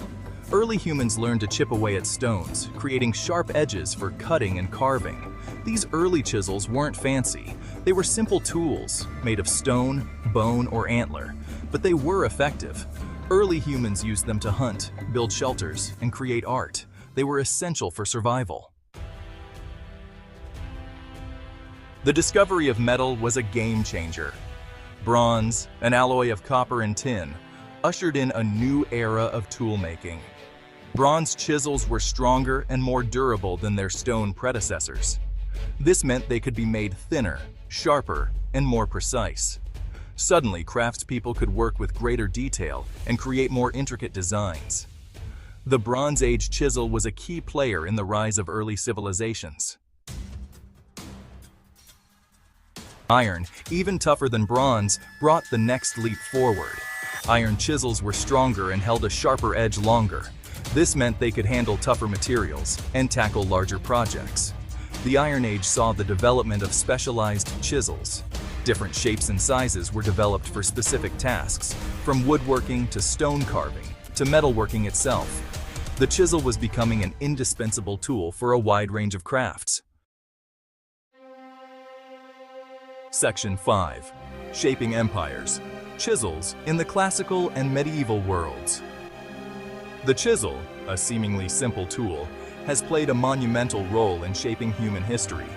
From the grand empires of antiquity to the intricate artistry of the medieval period, chisels have been indispensable. The classical and medieval periods saw the chisel reach new heights of artistry and engineering. These eras were marked by an explosion of creativity and innovation, where the chisel was not just a tool, but a means to bring visions to life. Think about the magnificent sculptures of ancient Greece and Rome. These masterpieces, which have stood the test of time, were meticulously crafted by skilled artisans using chisels. The precision and detail in these works are a testament to the chisel's importance. Think about the soaring cathedrals of medieval Europe. These architectural marvels, with their intricate stone carvings and towering spires, were made possible by the chisel. The tool allowed craftsmen to transform raw stone into breathtaking works of art. None of it would be possible without the chisel. This humble tool was the cornerstone of many great achievements in art and architecture. It enabled artisans to push the boundaries of what was possible, turning their creative dreams into reality. Skilled artisans used chisels to shape marble into lifelike figures, capturing the essence of the human form with astonishing accuracy. The chisel allowed them to create sculptures that were not only realistic, but also imbued with emotion and movement, to carve intricate details into stone, adding depth and texture to their creations. The chisel was essential for achieving the fine details that brought their work to life, from the delicate folds of a garment to the expressive features of a face, and to craft the very foundations of empires. The chisel was used in the construction of monumental structures that have stood for centuries, serving as a testament to the skill and ingenuity of the artisans who wielded it. The chisel was more than just a tool. It was a bridge between the artist's vision and the physical world. It allowed them to transform raw materials into works of art that could inspire and awe. It was an instrument of artistic expression, enabling artists to convey their ideas and emotions through their work. The chisel was a conduit for creativity, allowing artisans to leave their mark on history, and a symbol of human ingenuity. The chisel represents the power of human creativity and the ability to shape the world around us. It is a reminder of the incredible achievements that can be accomplished with skill, dedication, and the right tools. Section 6. A Renaissance in craftsmanship, precision, and artistry. The Renaissance was a time of rebirth and rediscovery. It was also a time of incredible innovation in tool-making. Chisels became even more refined, crafted with finer steel and greater precision. Artists like Michelangelo and Donatello used chisels to create some of the world's most iconic sculptures. These masterpieces wouldn't exist without the precision and control offered by these advanced chisels. Section 7. The Industrial Revolution and beyond. Chisels in the modern world. The Industrial Revolution changed everything. Mass production and new materials led to the development of even more specialized chisels. High-carbon steel made chisels tougher and more durable. Power tools, like pneumatic chisels, made it possible to work faster and on a larger scale. But even with these advancements, the basic design of the chisel remained largely unchanged. Why? Because it's a design that works. It's simple, effective, and adaptable. Section 8. The Legacy of the Chisel. A tool for all time. The chisel's story is a testament to human ingenuity. This simple yet versatile tool has been a constant companion to humanity, aiding in the creation of everything from the most rudimentary shelters to the grandest of monuments. Its journey through time is a fascinating tale of adaptation and resilience. It's a tool that has evolved over thousands of years, but its basic purpose remains the same: to shape the world around us. The chisel's design has been refined and perfected, yet its core function has never wavered. Whether in the hands of an ancient artisan or a modern-day craftsman, the chisel continues to be an indispensable instrument. From the Stone Age to the digital age, the chisel has been an essential partner in human progress. Early humans used chisels made of stone to carve out tools and weapons, laying the foundation for future advancements. As civilizations grew, so did the sophistication of chisels, with bronze and iron versions enabling more intricate and durable creations. Today, chisels are still used by countless craftspeople, from carpenters and stonemasons to jewelers and sculptors. Each profession has its own specialized chisels, designed to meet the unique demands of their craft. Carpenters rely on chisels to create precise joints and smooth finishes, while stonemasons use them to shape and detail their sturdy creations. Jewelers and sculptors, on the other hand, employ chisels to bring their delicate and intricate visions to life. The chisel is a tool that transcends time and technology. In an age where digital tools and machines dominate, the chisel remains a symbol of hands-on craftsmanship and the human touch. It bridges the gap between the past and the present, reminding us of the enduring value of manual skill and creativity. It's a reminder that sometimes the simplest tools are the most powerful. The chisel, with its unassuming form, has the power to transform raw materials into works of art and utility. It stands as a testament to the ingenuity and perseverance of those who wield it, proving that even in a rapidly changing world, some things remain timeless. Section 9. A future forged by hand. So the next time you see a chisel, don't just see a hunk of metal. See a tool that represents thousands of years of human ingenuity, creativity, and hard work. It's a tool that has shaped civilizations and continues to inspire us today. And who knows what incredible things we'll create with it in the future. Imagine a civilization that built structures so grand and enduring that they continue to inspire awe even after millennia. From majestic temples to sturdy aqueducts, these structures have withstood the test of time, leaving us to ponder the secret behind their longevity. The answer lies in a material that revolutionized construction: Roman concrete. This wasn't an ordinary mixture. It possessed unique properties that allowed the Romans to erect structures of unprecedented scale and complexity. The story of Roman concrete begins around the 2nd century BC, a period of significant growth and innovation for the Roman Republic. Prior to this, the Romans primarily used mud brick and timber for construction, materials that were readily available but lacked durability. However, as the Roman Republic expanded, so did its architectural ambitions. They needed a stronger, more versatile material to meet the demands of their growing empire. The Greeks, for instance, had already been using a form of concrete made with lime and volcanic ash. Roman ingenuity lay in taking these existing ideas and refining them, ultimately developing a type of concrete superior to anything that had come before. They discovered a key ingredient that would revolutionize concrete production: volcanic ash from the region around Pozzuoli, near Naples.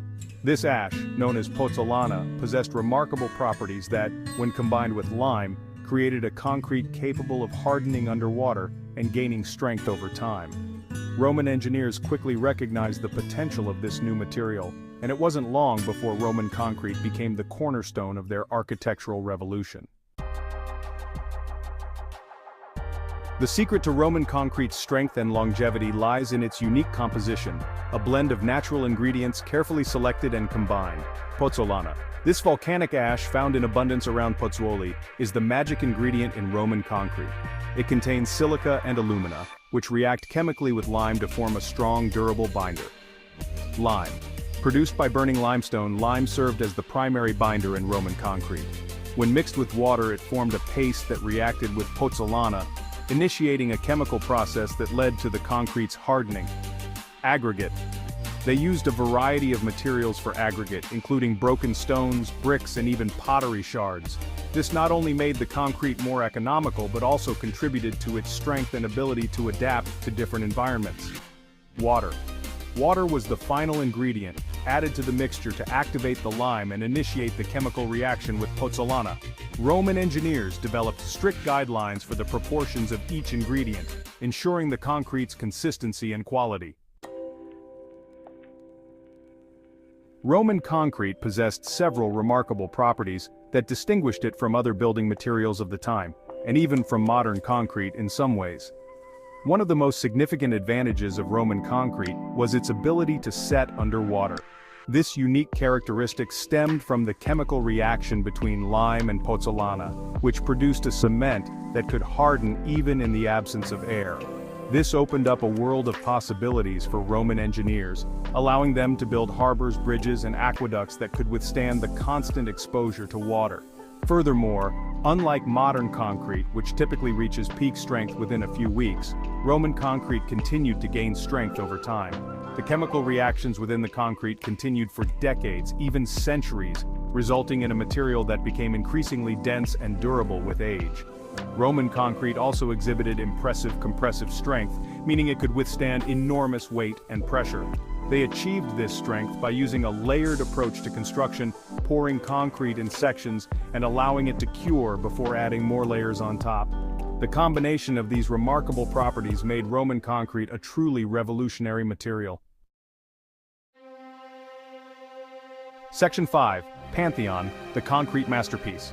No discussion of Roman concrete would be complete without mentioning the Pantheon, a testament to the ingenuity of Roman engineers and the versatility of their concrete. Completed in 126 AD during the reign of Emperor Hadrian, the Pantheon stands today as one of the best preserved ancient Roman buildings. Its iconic dome, a marvel of both architectural design and engineering, would not have been possible without the unique properties of Roman concrete. The Pantheon's dome, with its massive diameter of 43.3 meters, was the largest dome in the world for over a millennium. To construct such an immense structure, the Romans employed a sophisticated system of concrete arches and vaults, carefully designed to distribute the dome's weight evenly. They used lighter aggregates, such as pumice, in the upper sections of the dome to reduce its overall weight, a testament to their understanding of material properties. The fact that the Pantheon's dome has remained intact for almost 2,000 years, despite the stresses of time and weather, is a testament to the strength and durability of Roman concrete. The Pantheon serves as a lasting reminder of the Romans' mastery of concrete technology. Section 6. Colosseum, an amphitheater for the ages. Another iconic Roman structure that showcases the remarkable properties of Roman concrete is the Colosseum, a testament to the empire's power and architectural prowess. Built between 70 and 80 AD under the reign of Emperor Vespasian, the Colosseum was the largest amphitheater ever built, capable of holding an estimated 50,000 to 80,000 spectators. The Colosseum's massive structure, with its intricate network of arches, vaults, and corridors, was largely built using Roman concrete. The Romans used different mixtures of concrete depending on the structural requirements of each section. For the foundations and lower levels, where strength was paramount, they used a denser concrete mix with heavier aggregates. For the upper levels, where weight reduction was important, they opted for lighter aggregates, similar to the Pantheon's dome. Despite centuries of neglect, earthquakes, and even stone robbing, the Colosseum's concrete core has remained remarkably intact. The Colosseum stands as a powerful symbol of Roman architectural ingenuity and the enduring legacy of their concrete technology. Section 7. Pont de Garde, a bridge across time. Beyond monumental structures like the Pantheon and the Colosseum, Roman concrete also played a crucial role in infrastructure projects that connected their vast empire. The Pont de Garde, a magnificent aqueduct bridge located in southern France, is a prime example of Roman engineering ingenuity and the versatility of their concrete. Built in the 1st century AD, the Pont de Garde was part of an extensive aqueduct system that supplied water to the Roman city of Nimes. Spanning the Garden River, the bridge stands at an impressive height of 49 meters and consists of 3 tiers of arches, each level built using Roman concrete. The arches, a hallmark of Roman architecture, allowed for the construction of long, sturdy spans, minimizing the need for intermediate supports. Despite being exposed to the elements for nearly 2,000 years, the bridge remains remarkably well preserved. The Pont de Garde stands as a symbol of Roman ingenuity and their mastery of concrete technology. Section 8. The legacy of Roman concrete. The fall of the Roman Empire in the 5th century AD marked the beginning of a decline in the use and knowledge of Roman concrete. The techniques and precise recipes used by Roman engineers were gradually lost, and concrete construction fell out of favor for centuries in Europe. However, the legacy of Roman concrete lived on in the countless structures they left behind. These enduring monuments served as a constant reminder of the material's strength and durability, even as the knowledge of its production faded. It wasn't until the 18th and 19th centuries that interest in Roman concrete experienced a resurgence.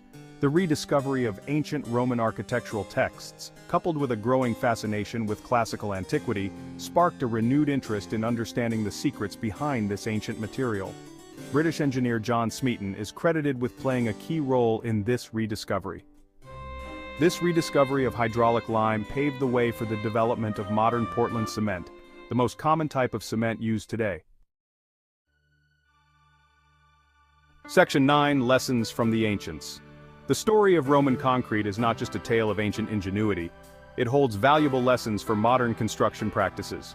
As we grapple with the environmental impact of concrete production and strive for greater sustainability, the Romans offer valuable insights. One key takeaway is the importance of material selection. The Romans' use of locally sourced materials, particularly pozzolana, minimized transportation costs and environmental impact. Their understanding of the properties of different aggregates allowed them to create concrete mixtures optimized for specific applications, reducing waste and maximizing efficiency. Furthermore, the longevity of Roman structures highlights the importance of building for durability. By prioritizing durability, the Romans minimized the need for frequent repairs and replacements, reducing the long-term environmental footprint of their constructions. By studying the past, we can unlock the secrets of ancient materials and apply those lessons to create a more sustainable and resilient future. Ancient origins, Mesopotamia and Egypt. These two regions are often referred to as the cradle of civilization, where some of the earliest advancements in human history took place. The arch, a seemingly simple structure, has a long and fascinating history. It is one of the most significant architectural innovations that emerged from these ancient lands. Its origins can be traced back thousands of years to ancient Mesopotamia and Egypt. These civilizations were pioneers in using the arch to solve architectural challenges.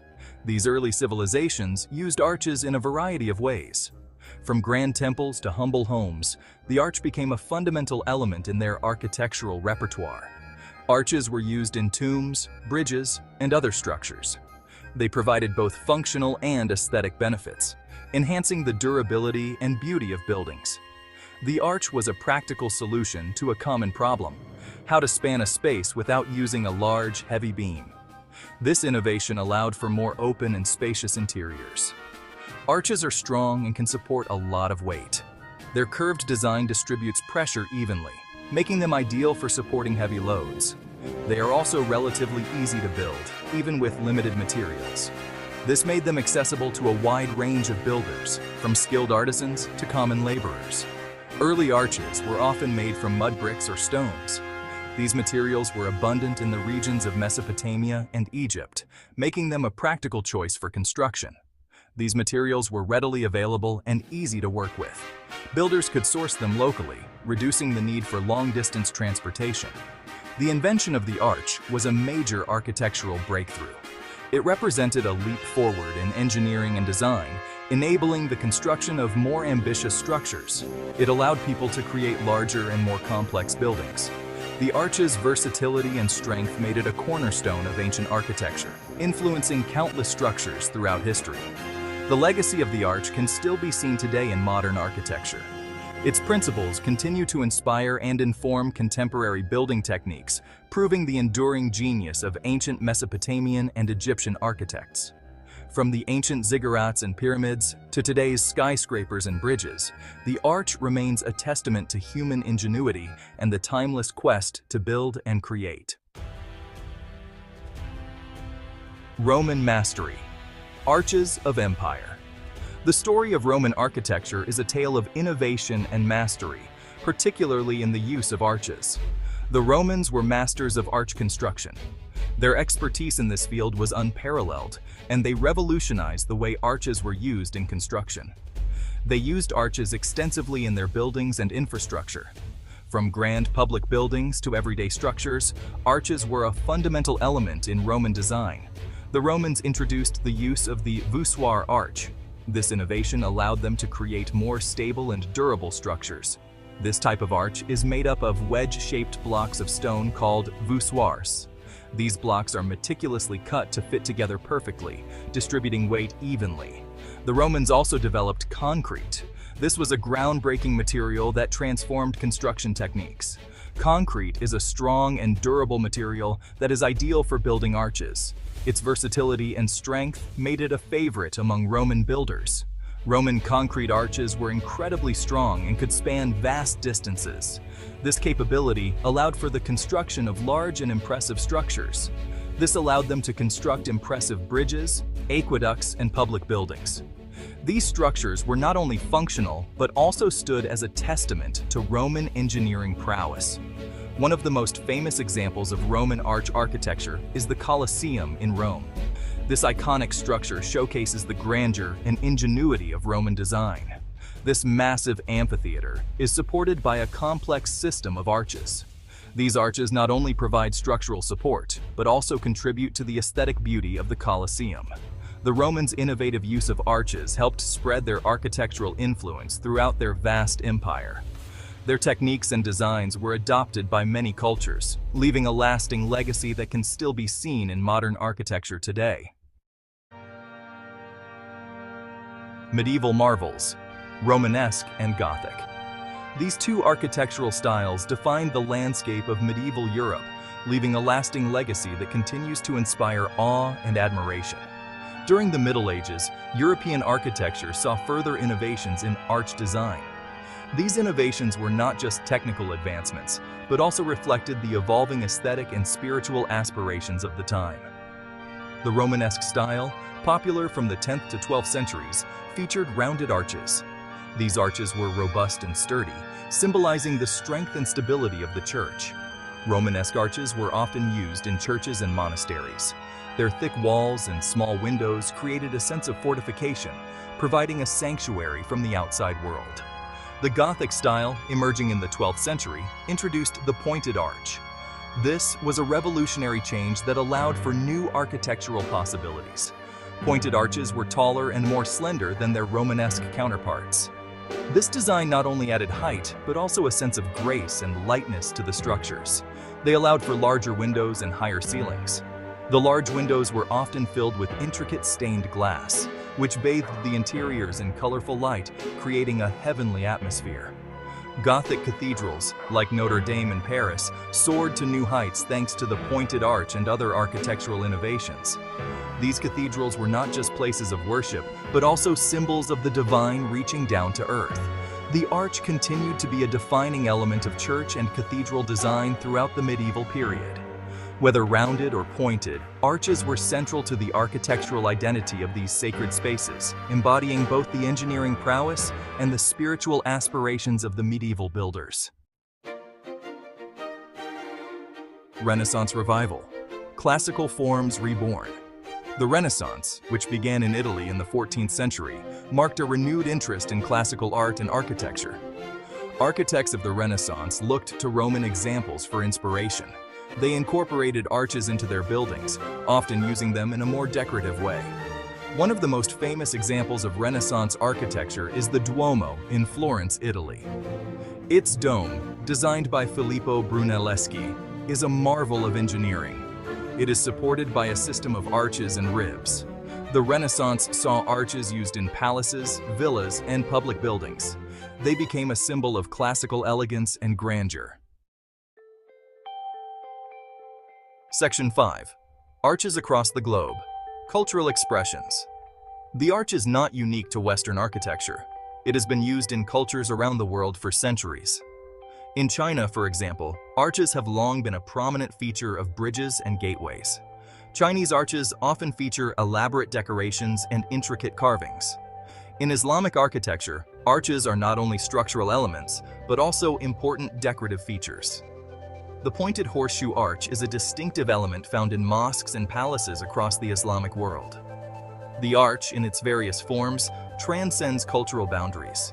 It stands as a testament to human ingenuity and creativity.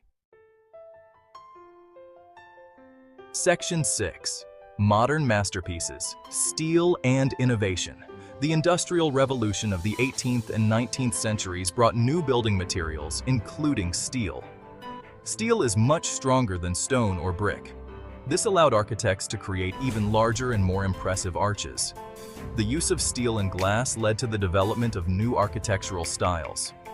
One iconic example of a modern arch is the Gateway Arch in St. Louis, Missouri. Completed in 1965, it stands as a testament to American engineering. Modern arches are often used in bridges, skyscrapers, and other large structures. Section 7. The Enduring Arch, a symbol of strength and beauty. The arch has been a fundamental element of architecture for thousands of years. Its enduring appeal lies in its combination of strength, beauty, and versatility. From the ancient structures of Mesopotamia to the soaring skyscrapers of today, arches continue to shape our built environment. The arch is a testament to human ingenuity. It is a reminder that even the simplest of forms can have a profound impact. Architects continue to find new and innovative ways to use arches in their designs, ensuring that this ancient form will continue to inspire and amaze for generations to come. Section 8. Arches in Nature. Inspiration from the Earth. The arch is not just a human invention. It is also found in nature. Natural arches are formed by the erosive forces of wind and water over millions of years. They can be found in deserts, canyons, and along coastlines.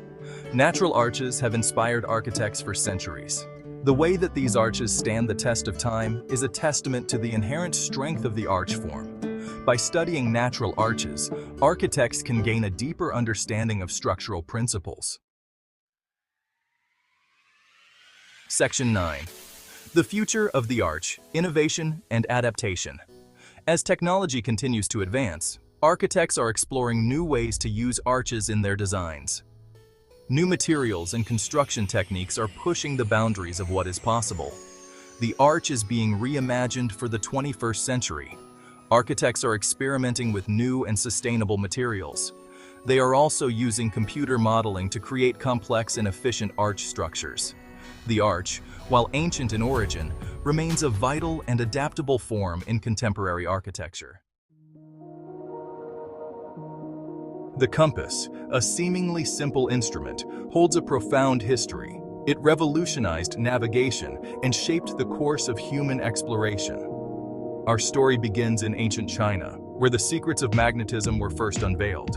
Around the 4th century BC, the Chinese discovered that lodestone, a naturally magnetized iron ore, aligned itself in a north-south direction.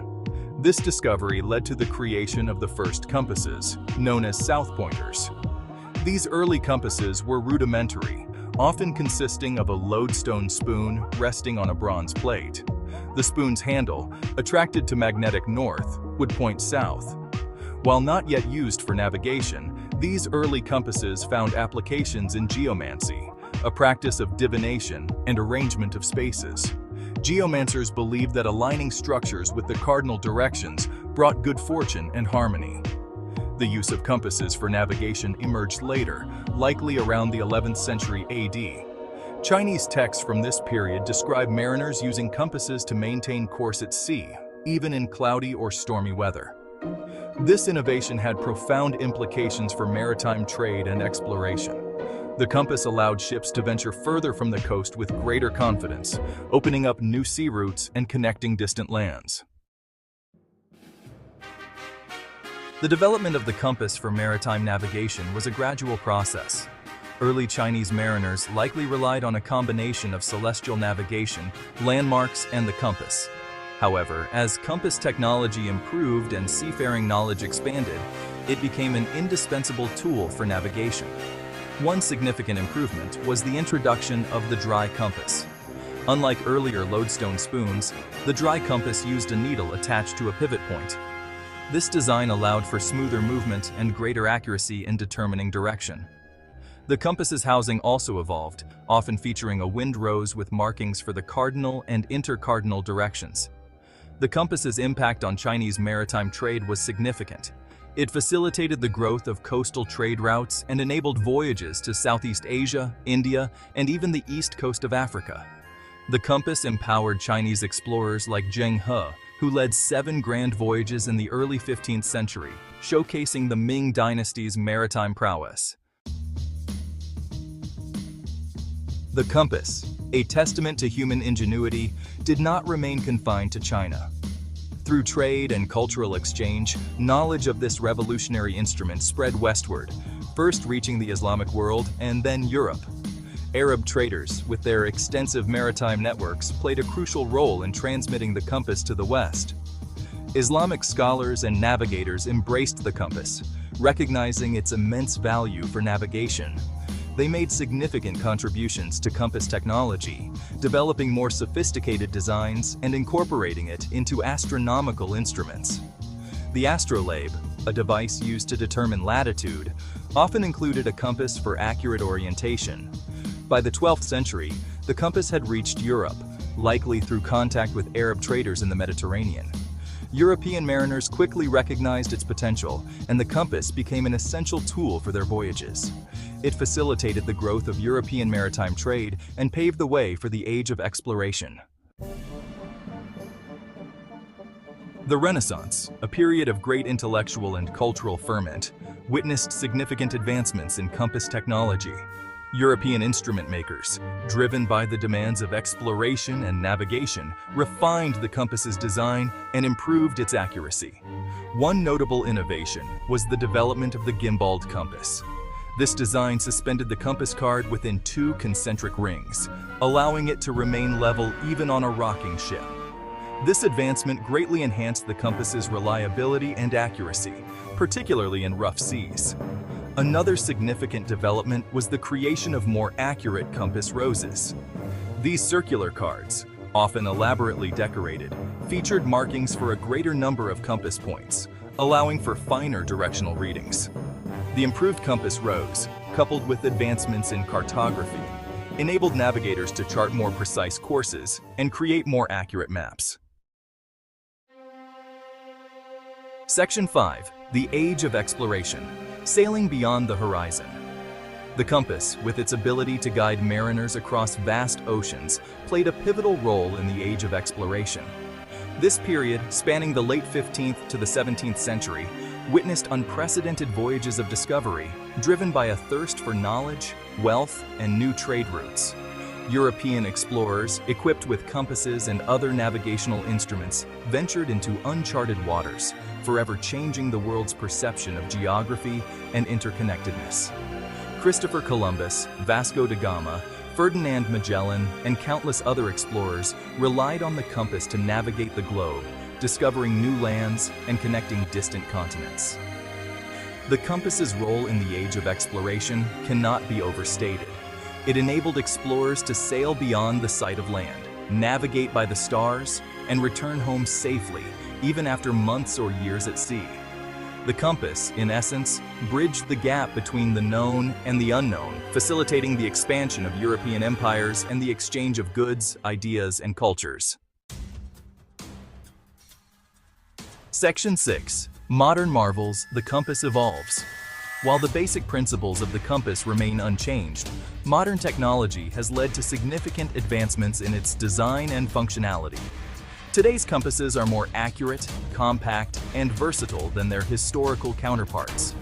One notable innovation is the electronic compass, also known as a fluxgate compass or magnetometer.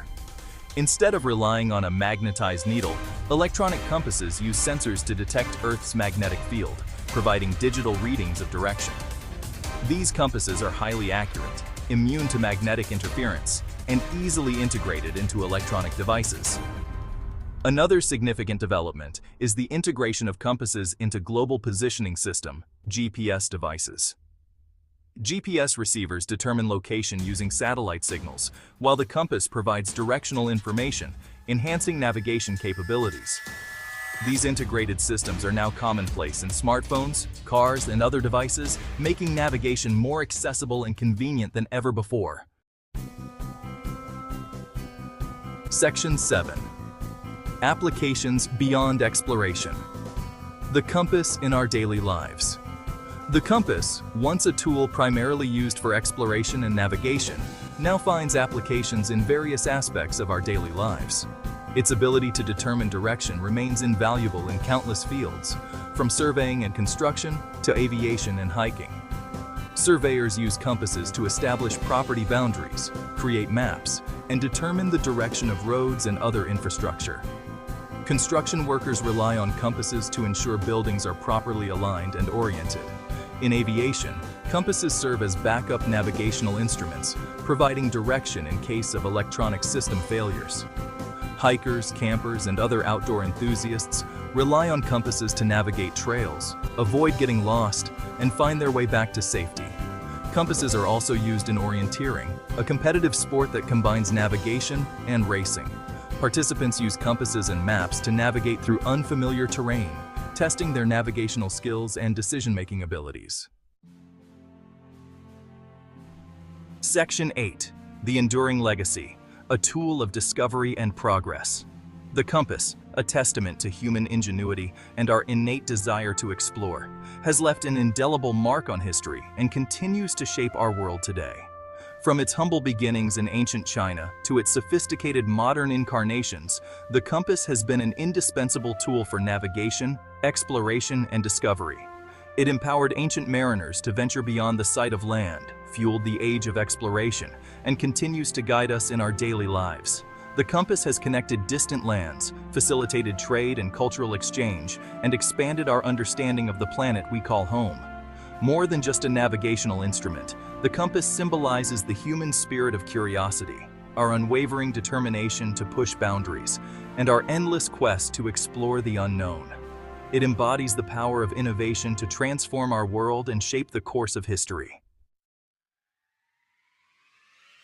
Section 9.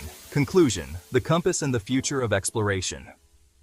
As we stand at the cusp of new frontiers and exploration, from the depths of our oceans to the vast expanse of space, the compass, in its various forms, will undoubtedly continue to play a vital role.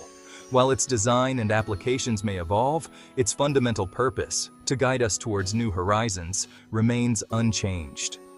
In an age of advanced technology, the compass serves as a reminder that even the simplest tools, rooted in fundamental scientific principles, can have a profound impact on human civilization. As we continue to explore the world around us, both physically and intellectually, the compass will remain an enduring symbol of our unquenchable thirst for knowledge, discovery, and adventure. The lever is one of the simplest machines ever invented. It is also one of the most powerful tools at our disposal. A lever can amplify an effort, making it much easier to accomplish tasks. It can make a difficult task possible, turning the impossible into the achievable. A lever can also be used to increase the distance an object is moved, extending our reach. Think about moving a heavy rock with just your hands. It's incredibly difficult to move with just your hands and sheer strength. A long, sturdy branch can act as a lever, making it possible to move the rock with much less effort. The lever works by pivoting on a fixed point, known as the fulcrum.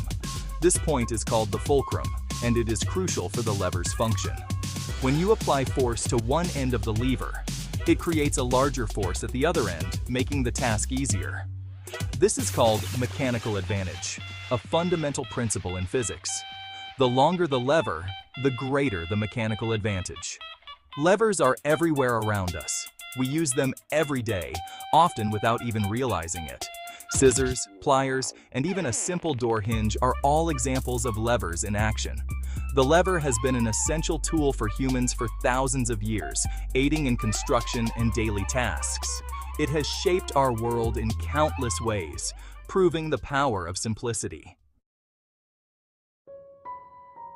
The story of the lever begins with our early ancestors. They quickly learned that a long stick or bone could be used to their advantage. They used levers to move heavy objects and dig in the ground. These early humans may not have understood the science behind the lever. However, they understood its practical value. Archaeological evidence suggests that levers were used by ancient civilizations around the world.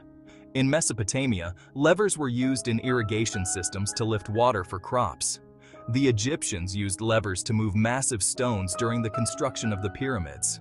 The lever was not just a tool for these civilizations, it was essential for their survival and development. The lever allowed these ancient cultures to achieve incredible feats of engineering. It is a testament to the power of simple machines to solve complex problems. The lever's impact on these early civilizations is a reminder of its enduring importance throughout human history. The ancient Greeks were fascinated by the lever and other simple machines. The Greek mathematician and inventor Archimedes is credited with developing the first formal theory of the lever. He was born in Syracuse, Sicily, in 287 BC. Archimedes was a brilliant mind who made significant contributions to mathematics, physics, and engineering. Archimedes understood that the lever worked by balancing forces. He realized that the longer the arm of the lever, the less force was needed to move an object. He famously said, "Give me a place to stand, and I shall move the world." This statement reflected his belief in the power of levers. Archimedes' work on levers laid the foundation for our understanding of mechanical advantage. His insights are still relevant today. They are used to design and build everything from simple tools to complex machines. The Middle Ages saw the development of new and innovative uses for the lever, a simple yet powerful tool that transformed engineering. One of the most impressive examples from this era is the trebuchet, a type of catapult that uses a lever to hurl projectiles over long distances with remarkable accuracy. The trebuchet was a formidable weapon of war, capable of changing the course of battles. It could launch heavy stones or other objects with incredible force, making it a crucial siege weapon that could breach even the strongest fortifications. During the Renaissance, interest in classical mechanics was revived, leading to a renewed exploration of ancient principles. Leonardo da Vinci, a polymath and one of the greatest minds of the era, was particularly fascinated by the lever and its potential applications. He meticulously studied its principles and incorporated them into his wide array of inventions, from simple tools to complex machines. Da Vinci's notebooks are filled with detailed sketches and diagrams of levers and other simple machines, showcasing his deep understanding of mechanical principles. He saw the lever as a fundamental building block for more complex machines, a key component in his innovative designs. Da Vinci designed cranes, lifting devices, and even flying machines that incorporated levers, pushing the boundaries of what was thought possible. His work demonstrates the versatility of the lever and its potential for innovation, influencing countless future inventions. His contributions to the understanding and application of levers continue to inspire engineers and inventors today, proving that the principles of the past can drive the innovations of the future. Section 5. Powering the Industrial Revolution. The Industrial Revolution marked a turning point in human history. It was a time of unprecedented technological advancement. The lever played a crucial role in this revolution. It was used in countless machines and inventions that powered the factories and transformed industries. One of the most significant applications of the lever during this era was in the steam engine. The steam engine used steam pressure to move a piston. This piston was connected to a lever, which converted the linear motion of the piston into rotary motion. This rotary motion was then used to power machinery. The lever's ability to amplify force and change the direction of motion made it an essential component of the steam engine. The steam engine, powered by levers, revolutionized transportation. It led to the development of the steam locomotive and the steamboat. These inventions transformed how goods and people were transported, connecting distant regions and fueling economic growth. Section 6. Modern levers, everyday applications. Today, levers are still an essential part of our world. They are found in countless everyday objects. We may not always realize it, but levers are constantly at work, making our lives easier. Look around your house, and you'll find numerous examples of levers. Scissors, for example, are a type of lever. The fulcrum is the screw that holds the two blades together. Your hand provides the effort force. The blades apply the cutting force on the object. Similarly, pliers use leverage to grip and manipulate objects. A simple bottle opener is another example of a lever. The opener pivots on the rim of the bottle cap. The effort force is applied to the other end of the opener.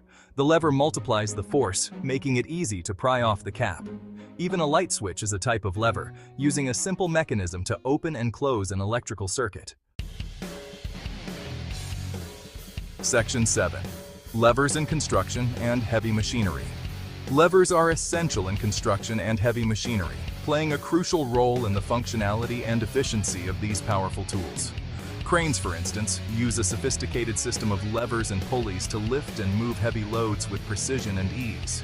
The long arm of the crane acts as a lever, providing the mechanical advantage needed to lift massive objects like steel beams and concrete blocks, which would otherwise be impossible to move.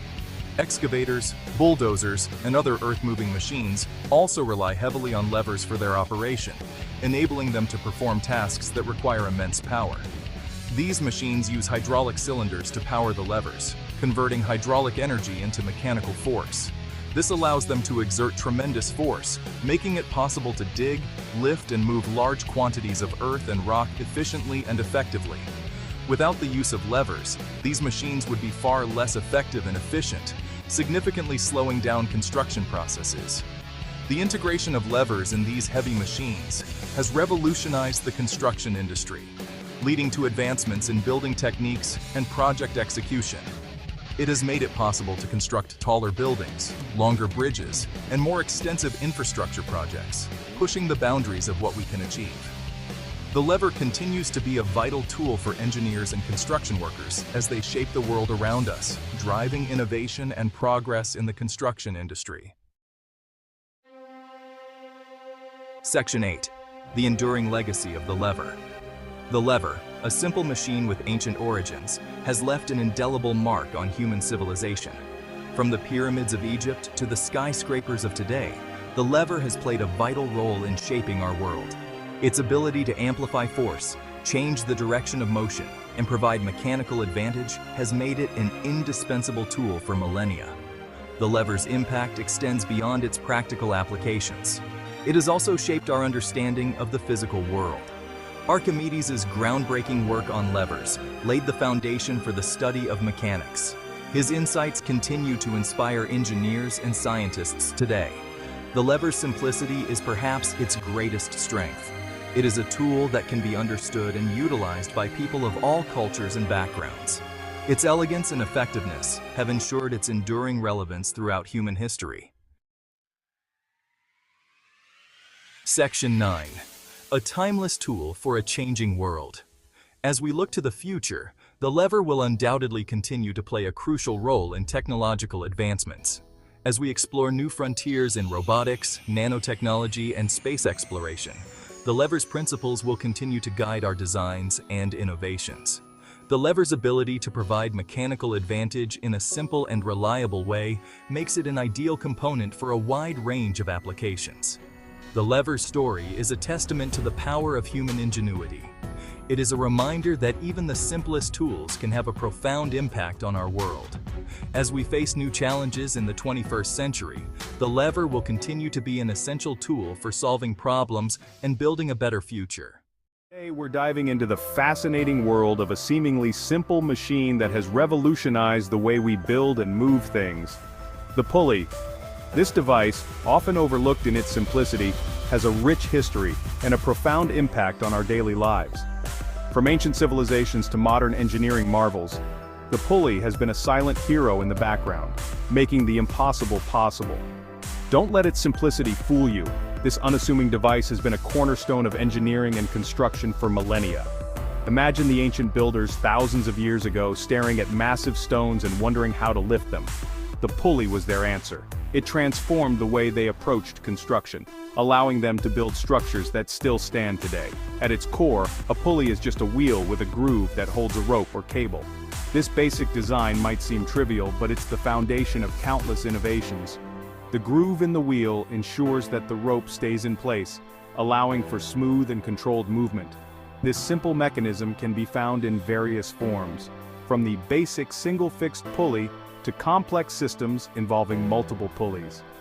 But this simple design allows us to redirect force and gain a mechanical advantage. By changing the direction of the force applied, pulleys make it easier to lift heavy objects. This principle is not just limited to construction sites, it's used in everyday objects like flagpoles, window blinds, and even in exercise equipment. By pulling down on one end of the rope, we can lift heavy objects attached to the other end with less effort. This is known as mechanical advantage, and it's a game changer in the world of physics and engineering. The more pulleys you add to a system, the greater the mechanical advantage, allowing you to lift heavier loads with even less effort. This basic principle of multiplying force has allowed humans to tackle incredible feats of engineering, from lifting massive stones to construct ancient pyramids to building towering skyscrapers that touch the clouds. The pulley has been a key player in these achievements, enabling us to reach new heights, both literally and figuratively. So, let's rewind the clock and explore the fascinating journey of the pulley through history. From its humble beginnings in ancient times to its modern applications, the pulley has evolved and adapted, proving its worth time and time again. Join me as we uncover the stories behind this simple machine and discover how it continues to shape our world today. Whether you're an engineering enthusiast or just curious about the tools that make our lives easier, there's something here for everyone. Let's get started on this incredible journey. Our story begins in ancient Mesopotamia and Egypt, civilizations that flourished along fertile river valleys. Archaeological evidence suggests that these ingenious people were among the first to recognize and harness the power of the pulley. Imagine trying to build massive structures like the pyramids of Egypt without modern machinery. It's mind-boggling. But our resourceful ancestors found a way. Using simple pulleys made from wood or stone, they could lift and maneuver enormous stone blocks, some weighing several tons, with surprising precision. These early pulleys, while rudimentary, were instrumental in constructing some of the most iconic structures in human history. They stand as a testament to the ingenuity and engineering prowess of these ancient civilizations. In Mesopotamia, the use of pulleys was not limited to construction alone. These early engineers also employed pulleys in the building of ziggurats, the massive terrace structures that served as temples and administrative centers. The ziggurats, with their towering heights and intricate designs, required the movement of heavy materials to great heights. Pulleys made this possible, showcasing the versatility and importance of this simple yet powerful tool. Historical texts and carvings provide further evidence of the widespread use of pulleys. These documents reveal that pulleys were not just tools of labor but also symbols of innovation and progress. Artisans and scholars of the time would have collaborated to refine pulley designs, ensuring they were both effective and durable. This collaboration between thinkers and craftsmen was crucial in advancing their engineering capabilities. Beyond monumental construction, pulleys found their way into everyday life. From lifting water from wells to moving goods in markets, these devices became integral to daily activities, making tasks easier and more efficient. Imagine the bustling markets of ancient Mesopotamia and Egypt, where traders and merchants used pulleys to hoist heavy goods, streamlining commerce and trade. Today, many of these ancient pulley artifacts are preserved in museums around the world. They offer us a glimpse into the innovative spirit of our ancestors and remind us of the foundational technologies that have shaped human progress. Modern engineers and historians continue to study these ancient pulley systems, drawing parallels to contemporary engineering practices. The principles behind these early pulleys remain relevant, highlighting the timeless nature of human ingenuity. As we look at the towering skyscrapers and advanced machinery of today, it's fascinating to think that the basic principles of pulleys, developed thousands of years ago, still underpin much of our modern construction techniques.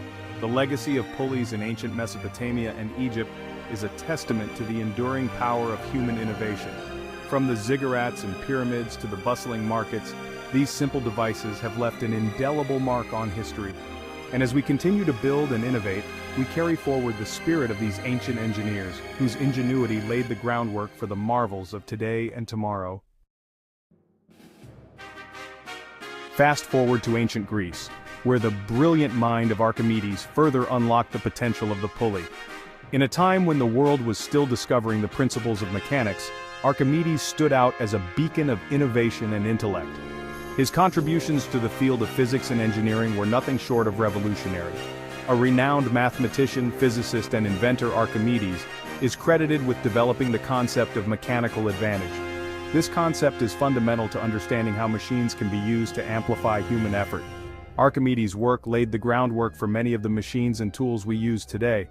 His insights into the laws of physics were far ahead of his time, and his inventions showcased his deep understanding of the natural world. He demonstrated that by using a system of multiple pulleys, one could lift incredibly heavy loads with minimal force. This was a groundbreaking discovery, as it meant that tasks which previously required immense manpower could now be accomplished with ease. The pulley system, with its ability to distribute weight and reduce the effort needed to lift objects, became an essential tool in various fields. Legend has it that he even claimed, "Give me a place to stand, and I shall move the earth with enough pulleys." This bold statement encapsulates the power and potential of the pulley system. It wasn't just a tool, it was a symbol of human ingenuity and the ability to harness the forces of nature to achieve great feats. Archimedes' confidence in his invention was a testament to his understanding of the principles of leverage and mechanical advantage. The Romans, known for their impressive infrastructure and engineering marvels, readily adopted and adapted the pulley systems pioneered by the Greeks.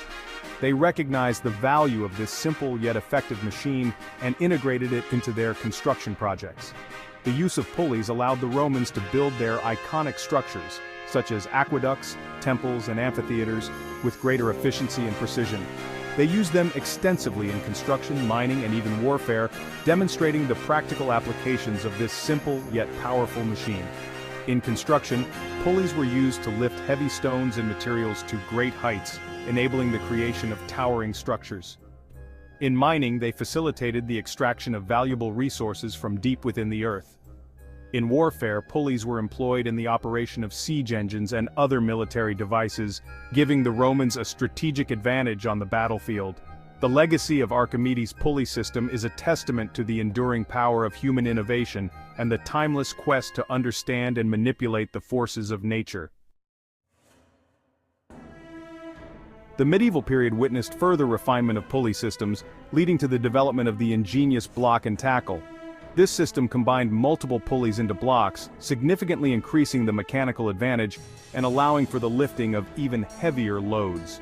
The block and tackle proved invaluable in shipbuilding, where it was used to hoist heavy masts and sails, and in construction, where it aided in the building of towering cathedrals and castles. This era marked a significant step forward in harnessing the power of pulleys for ever more ambitious endeavors. The Industrial Revolution brought about a paradigm shift in manufacturing and industry. With the advent of steam power and later electricity, machines replaced manual labor, and pulleys played a crucial role in this transformation. Factories employed intricate systems of belts and pulleys to transmit power from central engines to various machines, driving the production of textiles, goods, and machinery. The use of pulleys and cranes revolutionized construction and transportation. Suddenly, lifting and moving heavy materials became more efficient, accelerating the pace of building and infrastructure development. The Industrial Revolution solidified the pulley's place as an indispensable tool for progress and innovation. The story of pottery begins long before the potter's wheel.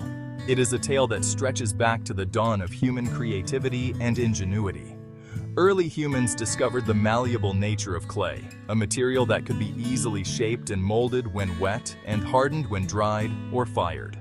They shaped it by hand to create simple vessels, which were used for a variety of purposes, from cooking to storage. These early pots were essential for storing food and water, helping to preserve resources and sustain communities. This marked a significant step in human development, as the ability to store surplus food allowed for more stable and permanent settlements. Archaeological evidence suggests that pottery making emerged independently in different parts of the world, a testament to the universal human need for practical solutions.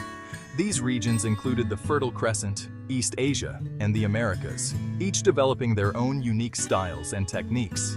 Early pottery was often decorated with simple patterns, reflecting the artistic expression and cultural values of the people who made them.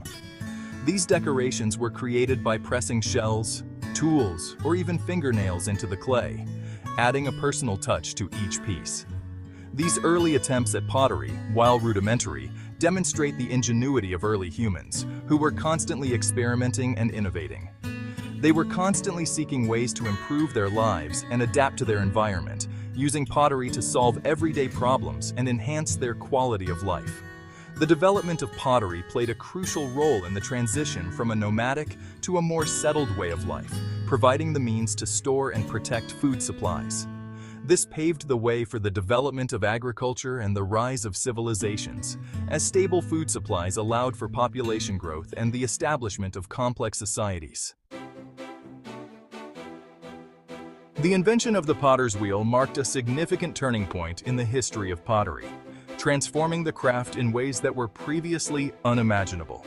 This revolutionary tool fundamentally changed the way pottery was made, allowing for greater efficiency and creativity.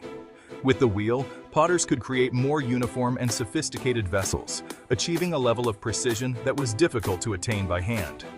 This groundbreaking innovation emerged in Mesopotamia around 4000 BCE, a region known for its rich contributions to early human civilization. The earliest potter's wheels were simple, slow-turning devices, often made from wood or stone. Potters would rotate these wheels by hand or with the assistance of an apprentice, a labor-intensive process that required skill and coordination. Despite their simplicity, these early wheels allowed for greater control over the shaping of the clay, enabling potters to refine their techniques. This led to the production of thinner-walled and more symmetrical pots, which were both functional and aesthetically pleasing. The invention of the fast wheel, around 3000 BCE, marked another leap forward in pottery production. This new wheel could be spun rapidly, significantly reducing the time needed to create each piece. It utilized a flywheel principle, which allowed for a more consistent and controlled spinning motion. This advancement enabled potters to create taller and more elaborate vessels, pushing the boundaries of what was possible in pottery design. The fast wheel also dramatically increased the speed of pottery production, making it possible to produce more items in less time. As a result, pottery became more readily available, meeting the growing demands of ancient societies and contributing to their cultural and economic development. From its birthplace in Mesopotamia, the potter's wheel spread to other parts of the ancient world.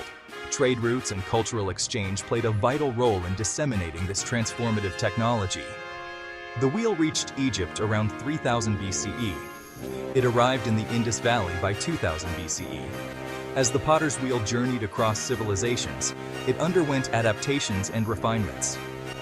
Different cultures embraced the technology. They adapted it to suit their needs and aesthetic preferences. This led to the emergence of distinct pottery traditions. These traditions reflected the unique cultural identities of each region. Ancient Egypt embraced the potter's wheel and developed a distinctive pottery style. Egyptian potters were known for their mastery of glazing techniques. They created beautiful blue and green glazes. These glazes adorned their ceramics. In the Indus Valley, the potter's wheel facilitated the production of standardized pottery. This pottery was used in their sophisticated urban centers.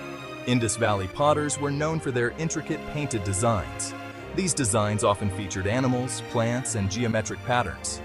The spread of the potter's wheel also reached China. Chinese potters developed their own unique traditions. These traditions included the use of kilns capable of reaching high temperatures. This enabled them to create porcelain, a highly prized ceramic material. Section 5. Classical refinement, Greece and Rome's influence. The potter's wheel played a central role in the flourishing of pottery during the classical period in Greece and Rome. Greek potters elevated pottery to an art form. They are renowned for their elegant shapes. These shapes include amphorae and craters. These were used for storing and serving wine. Greek pottery is also celebrated for its intricate painted decoration. Skilled artisans decorated vessels with scenes from mythology, daily life, and athletic competitions. Two dominant styles emerged: black figure and red figure pottery. Roman potters, while influenced by Greek traditions, developed their own distinctive styles. They excelled in the production of terracotta pottery. This pottery was used for a wide range of purposes. These purposes included tableware, storage jars, and architectural elements. Section 6. Medieval mastery. The potter's wheel endures. The potter's wheel, a simple yet revolutionary tool, has a rich history that spans centuries. The fall of the Roman Empire did not mark the end of the potter's wheel. Instead, it continued to be a vital tool for artisans. This enduring technology continued to be used throughout the medieval period, evolving and adapting to the needs of the time. In Europe, pottery traditions were often influenced by local customs and resources. Each region developed its own unique styles and techniques. Medieval potters produced a wide range of wares, from everyday household items to more decorative pieces. These wares included cooking pots, which were essential for preparing meals. Storage jars, jugs, and plates were also common, each serving a specific purpose in daily life. Glazing techniques continued to develop, allowing potters to create more durable and visually appealing items. Lead-based glazes became increasingly common, adding a new dimension to the pottery. These glazes added a touch of color and decoration to everyday objects, making them not only functional, but also beautiful. In the Islamic world, pottery flourished. Potters made significant advances in ceramic techniques. They developed lusterware, a type of pottery with a metallic sheen that became highly prized. Lusterware is a type of pottery with a metallic sheen, achieved through a complex process of glazing and firing. They also refined the art of tile making, creating intricate designs that were both functional and decorative.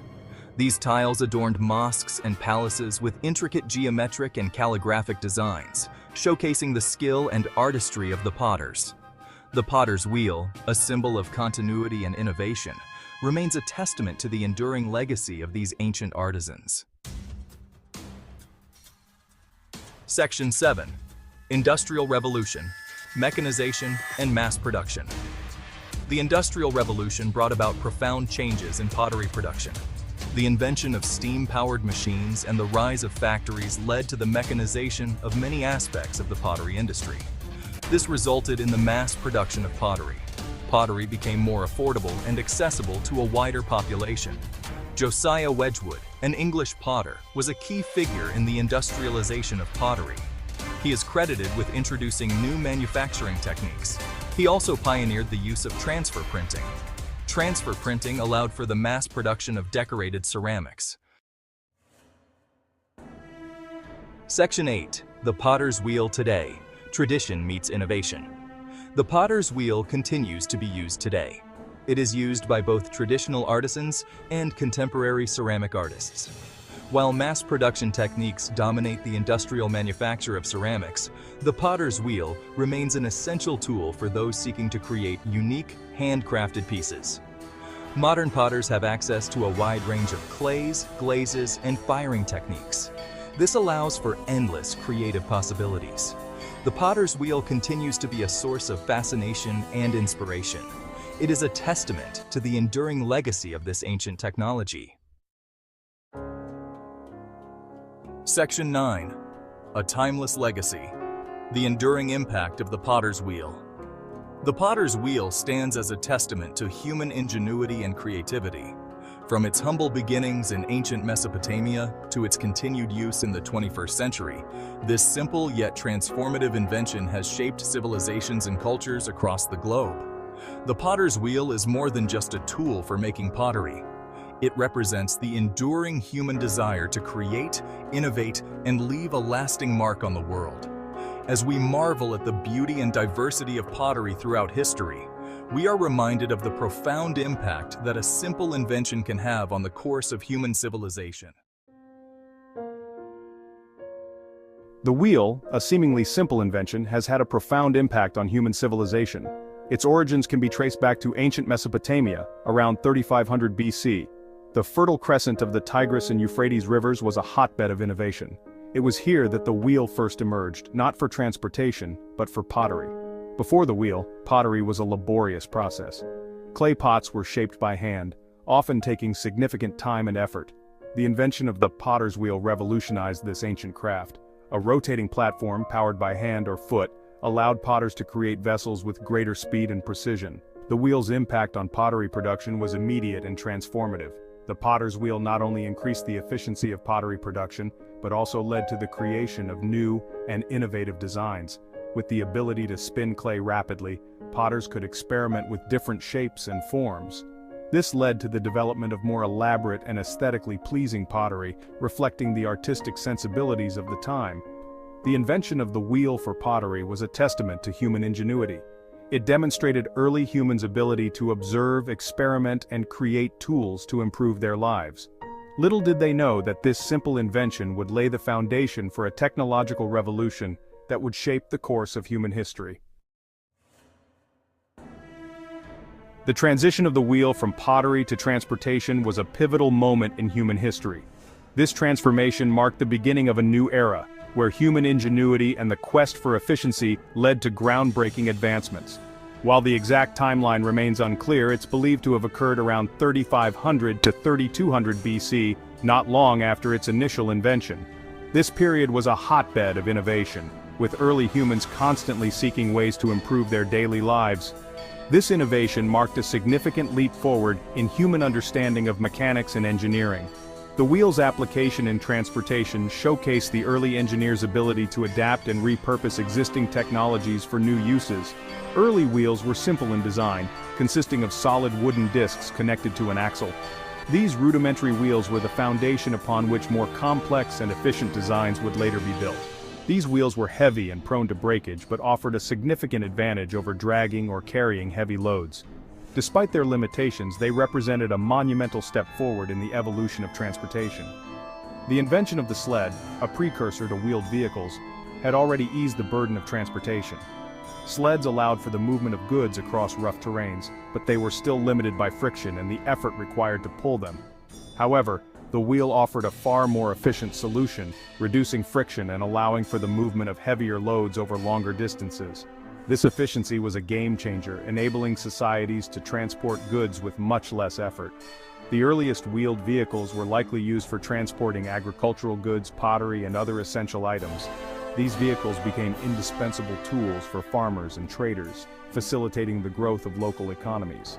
This innovation revolutionized trade and commerce, allowing for the movement of goods over longer distances and connecting previously isolated communities. The wheel enabled the establishment of trade routes, fostering economic and cultural exchanges between distant regions. This newfound mobility also had a profound impact on warfare, enabling armies to transport troops and supplies more effectively. Wheeled vehicles allowed for quicker mobilization and more efficient logistics, giving armies a strategic advantage. The adoption of the wheel for transportation was not immediate or universal. Different regions adopted the technology at varying rates, influenced by their unique needs and circumstances. Its spread was gradual, influenced by factors such as terrain, available resources, and cultural exchange. In some areas, the rugged landscape made the use of wheels less practical, while in others, the wheel quickly became an integral part of daily life. Nevertheless, the wheel's impact on ancient societies was undeniable, transforming the way people lived, worked, and interacted with their world. It facilitated the growth of cities, the expansion of trade networks, and the development of new technologies, laying the groundwork for future advancements in transportation and engineering. The wheel, once confined to the heart of Mesopotamia, began its journey across the ancient world, carried by the winds of trade, migration, and conquest. This simple, yet revolutionary invention transformed societies, enabling them to move goods and people more efficiently than ever before. The wheel's impact was profound, altering the course of history and shaping the development of civilizations. Its influence spread eastward to the Indus Valley civilization in China, where it was embraced and integrated into daily life. The wheel's journey was not just a physical one but also a cultural exchange, as ideas and technologies were shared along the trade routes, and westward to Europe, leaving an indelible mark on each culture it touched. The wheel became a symbol of progress and innovation, representing the interconnectedness of ancient societies. In the Indus Valley, evidence suggests the use of wheeled vehicles as early as 2500 BC. This early adoption of the wheel indicates a high level of technological sophistication and a keen understanding of its potential benefits. Terracotta toys depicting wheeled carts and the remnants of what are believed to be cart tracks hint at a sophisticated understanding of wheel technology. These artifacts provide a glimpse into the daily lives of the Indus people, showcasing their ingenuity and resourcefulness. The Indus people, known for their urban planning and advanced sanitation systems, likely utilized the wheel for transportation and trade within their bustling cities. The wheel facilitated the movement of goods and people, contributing to the economic prosperity and cultural development of the Indus Valley civilization. The wheel's arrival in China is shrouded in some mystery. While the exact timeline is unclear, its impact on Chinese society was undeniable. While some evidence suggests an independent invention, it's generally believed that the wheel arrived through trade routes from the West, around 2000 BC. The exchange of ideas and technologies along these routes played a crucial role in the spread of the wheel. The Chinese, known for their ingenuity, quickly adopted and adapted the wheel, using it for chariots, carts, and even early forms of wheelbarrows. The wheel became an integral part of Chinese transportation and warfare, enhancing their ability to move goods and troops efficiently. The wheel's journey to Europe followed a similar path, traveling westward with migrating tribes and through trade networks. The spread of the wheel across Europe was facilitated by the movement of people and the exchange of ideas. By 1500 BC, the wheel had reached Europe, where it was adopted by the Mycenaean civilization and later spread throughout the continent. The wheel's introduction to Europe marked a significant milestone in the region's technological and cultural development. The wheel's arrival in Europe marked the beginning of a new era in transportation and warfare, paving the way for the rise of powerful empires. The wheel revolutionized the way people traveled and conducted warfare, leading to the expansion and consolidation of territories. Its impact on European society was profound, influencing everything from trade and agriculture to military strategy and urban planning. The wheel's journey through the ancient world is a testament to human ingenuity and the power of innovation to transform societies. The wheel, in its initial form, was a simple invention. It was nothing more than a solid disc made from wood or stone, used primarily for pottery and basic transportation. This rudimentary design, while groundbreaking for its time, had significant limitations in terms of speed, maneuverability, and load-bearing capacity. However, over time, human ingenuity led to a series of innovations that improved its design, efficiency, and versatility. The evolution of the wheel is a testament to human creativity and the relentless pursuit of progress. Each new iteration brought with it enhancements that address the shortcomings of previous designs, paving the way for more advanced applications. These advancements transformed the wheel from a rudimentary tool into a sophisticated component of complex machines. Early mechanical devices such as water wheels and millstones began to incorporate wheels, harnessing their rotational motion to perform work more efficiently. This marked the beginning of the wheel's integration into various aspects of daily life and industry. One of the most significant advancements was the development of the spoked wheel, which appeared around 2000 BC. This innovation was a game changer, as it allowed for the construction of lighter and more durable wheels. The spoked wheel's design reduced the amount of material needed, making it easier to produce and maintain. Unlike solid wheels, which were heavy and cumbersome, spoked wheels used lighter materials and a more efficient design. The introduction of spokes, which radiated from a central hub to the rim, significantly reduced the wheel's weight without compromising its strength. This made it possible to build faster and more agile vehicles. Spokes, radiating from a central hub to the rim, reduced the wheel's weight without compromising its strength. This design innovation not only made the wheel lighter but also allowed it to absorb shocks better, providing a smoother ride over uneven terrain. The spoked wheel quickly became the standard for many types of vehicles, from chariots to carts. This innovation made vehicles faster, more maneuverable, and capable of carrying heavier loads. Chariots equipped with spoked wheels could travel at higher speeds and navigate more challenging terrains, giving their users a significant advantage in both transportation and warfare. Another crucial development was the introduction of metal rims, and eventually, entire metal wheels. The addition of metal rims to wooden wheels was a significant leap forward, as it greatly increased the wheel's durability and lifespan. This was particularly important for vehicles that had to travel long distances or carry heavy loads. Early civilizations began adding metal rims to wooden wheels to increase durability, especially in harsh terrains. The metal rims protected the wooden structure from wear and tear, allowing the wheels to last longer and perform better under challenging conditions. This innovation was widely adopted and became a standard feature in many cultures. As metallurgy advanced, the use of metal wheels became more prevalent, offering greater strength and longevity. Entire wheels made of metal began to appear, providing even more durability and resilience. These wheels could withstand the rigors of heavy use and harsh environments, making them ideal for both civilian and military applications. This advancement was particularly crucial for military applications where chariots and wagons needed to withstand the rigors of battle. Metal wheels provided the necessary strength and durability to endure the harsh conditions of warfare, giving armies a tactical advantage on the battlefield. The development of the rotating axle was another significant step forward. Early wheels were fixed to the axle, meaning the entire axle had to rotate with the wheels. This design created a lot of friction and limited the speed and efficiency of the vehicle. Early wheels rotated along with the axle, creating friction and limiting speed. This design was inefficient and made it difficult to achieve higher speeds or carry heavier loads. The friction between the axle and the wheel also caused significant wear and tear, reducing the lifespan of the components. The invention of the rotating axle, which allowed the wheel to spin freely around a fixed axle, significantly reduced friction, making vehicles more efficient and easier to move. This innovation allowed for smoother and faster travel, as well as the ability to carry heavier loads with less effort. The rotating axle became a fundamental component in the design of all-wheeled vehicles, revolutionizing transportation and machinery. Fire. It's a force of nature both destructive and life-giving. It can ravage entire landscapes, yet it also clears the way for new growth and renewal. For humans, it has been a cornerstone of our development and success as a species. From the earliest days, fire has been a tool, a weapon, and a source of comfort. Imagine our early ancestors huddled around a blazing fire. The flickering flames not only provided warmth, but also a sense of security and community. The flames offered warmth against the cold night.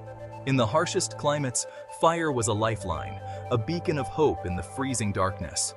They provided light in the darkest hours, keeping predators at bay.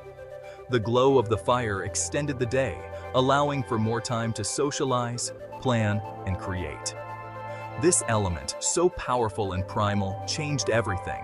It transformed the way we lived, hunted, and even thought. It's no exaggeration to say that fire helped shape humanity itself. It was a catalyst for innovation, driving us to explore new ways to harness its power. Fire's significance goes beyond mere survival. It was a tool for cooking, which revolutionized our diet and health. It allowed us to cook food, making it easier to digest and unlocking new sources of nutrition. This simple act had profound implications for our development. Cooked meat, in particular, provided the necessary calories and nutrients for brain development, contributing to our evolution into Homo sapiens. The energy from cooked food fueled our growing brains. Fire brought people together, fostering a sense of community and leading to the development of language and social structures. Around the fire, stories were told, knowledge was shared, and bonds were formed. It's difficult to overstate the profound impact fire has had on our journey as a species.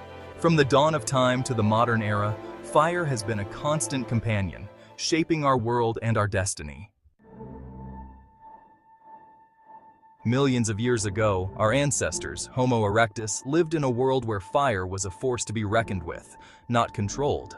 They witnessed wildfires sparked by lightning strikes, volcanic eruptions, or other natural phenomena. These early humans likely observed the transformative power of fire, both its destructive potential and its ability to provide warmth and light. Over time, they grew bolder, perhaps scavenging cooked carcasses from the aftermath of a wildfire. This exposure to cooked food, more easily digestible and nutritious, could have sparked a realization about the benefits of controlled fire. However, harnessing this powerful element and creating fire at will remained a challenge yet to be overcome. The ability to create fire on demand marked a turning point in human history. It wasn't a single discovery, but a gradual process of experimentation and innovation. Early humans likely tried various methods before mastering the art of firemaking. One of the earliest techniques was friction, using the heat generated by rubbing two pieces of wood together. This method, requiring patience and skill, involved creating a fine wood dust that would eventually ignite. Another technique involved percussion, striking flint against a hard material like pyrite to create sparks. These sparks, landing on a tinder nest of dry grass or leaves, could ignite a flame. The control of fire wasn't just a technological advancement, it was a cultural revolution. Gathering around a fire became a central part of daily life, providing warmth, light, and a sense of security. This shared experience fostered community and cooperation as people gathered to cook, share stories, and socialize. Fire also played a crucial role in the development of cooking. No longer limited to raw food, early humans could now roast meat and vegetables, making them tastier, safer to eat, and easier to digest. This innovation had a profound impact on human health, leading to better nutrition and longer lifespans. Section 5. Forging Ahead. Fire and Technological Advancements. The mastery of fire ignited a cascade of technological innovations. The heat from a fire could harden wooden spear tips, making them more effective for hunting. It also paved the way for the development of pottery, allowing for the storage of food and water. However, perhaps the most significant advancement was the birth of metallurgy. With fire, humans could extract metals like copper and tin from ores, leading to the creation of tools and weapons far superior to their stone predecessors. This marked the beginning of the Bronze Age, a pivotal period in human history characterized by significant advancements in agriculture, warfare, and civilization as a whole. Section 6. Ancient Flames. Firemaking across civilizations. As civilizations developed worldwide, so too did their methods of firemaking and their reverence for this powerful element. Fire was not just a tool. It was a symbol of life, power, and transformation. Each culture had its unique approach to harnessing this elemental force. The ancient Egyptians, for example, associated fire with the sun god Ra and believed it possessed purifying powers. Fire was central to their religious rituals and daily life. They saw it as a divine gift that could cleanse and renew. They developed sophisticated methods of firemaking, including the use of a fire drill with a bow to create friction more efficiently. This technique required skill and patience, reflecting the Egyptians' deep understanding of both the physical and spiritual aspects of fire. The ancient Greeks had their own myths surrounding fire, most notably the story of Prometheus, who stole fire from the gods and gifted it to humanity. This myth underscored the transformative power of fire and its role in human progress and civilization. They used fire extensively in their daily lives, from cooking and heating to metalworking and pottery.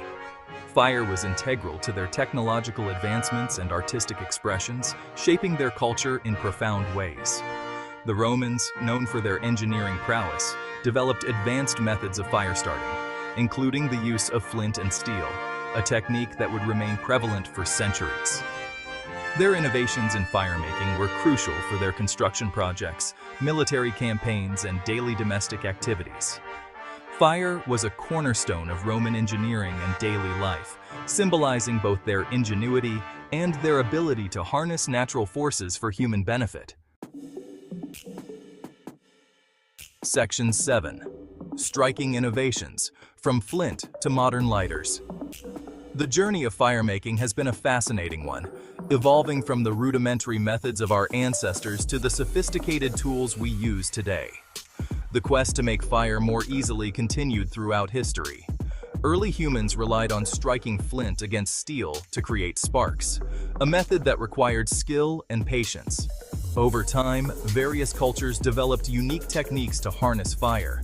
The invention of the fire piston in Southeast Asia demonstrated an understanding of the relationship between pressure and heat, using rapid compression of air to ignite tinder. This ingenious device showcased early scientific principles in action. In the 17th century, the discovery of phosphorus led to early attempts at creating self-igniting matches. These matches were a significant leap forward, as they allowed for fire to be started with minimal effort. However, these early matches were often dangerous and unreliable. They could ignite unexpectedly or fail to light at all, posing a risk to users.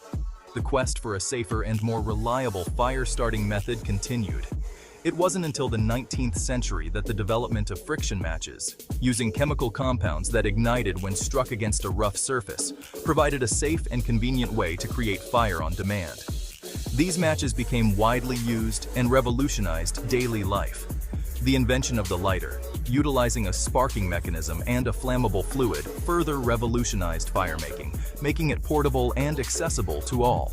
Modern lighters come in various designs and use different fuels, but the core principle remains the same: a reliable and easy way to create fire at the push of a button. Section 8. The enduring flame, fire's legacy and future. From the first flickering flames nurtured by our early ancestors to the sophisticated lighters we use today, fire has been an integral part of the human story. It has shaped our evolution, fueled our technological advancements, and continues to play a vital role in our modern world. Fire provides us with warmth, cooks our food, powers our industries, and even lights our way into the future. As we explore new frontiers in science and technology, the principles of fire and combustion continue to drive innovation. From rocket engines propelling us into space to controlled fusion reactions promising a nearly limitless source of clean energy, the legacy of fire continues to burn brightly. Section 9. Conclusion. The story of fire is the story of humanity itself. It is a testament to our ingenuity, our adaptability, and our unwavering quest to understand and control the world around us. As we move forward, it's essential to remember the profound impact fire has had on our journey and to approach its power with respect and responsibility. For as long as humans exist, the flame of innovation, sparked by fire so long ago, will continue to illuminate our path.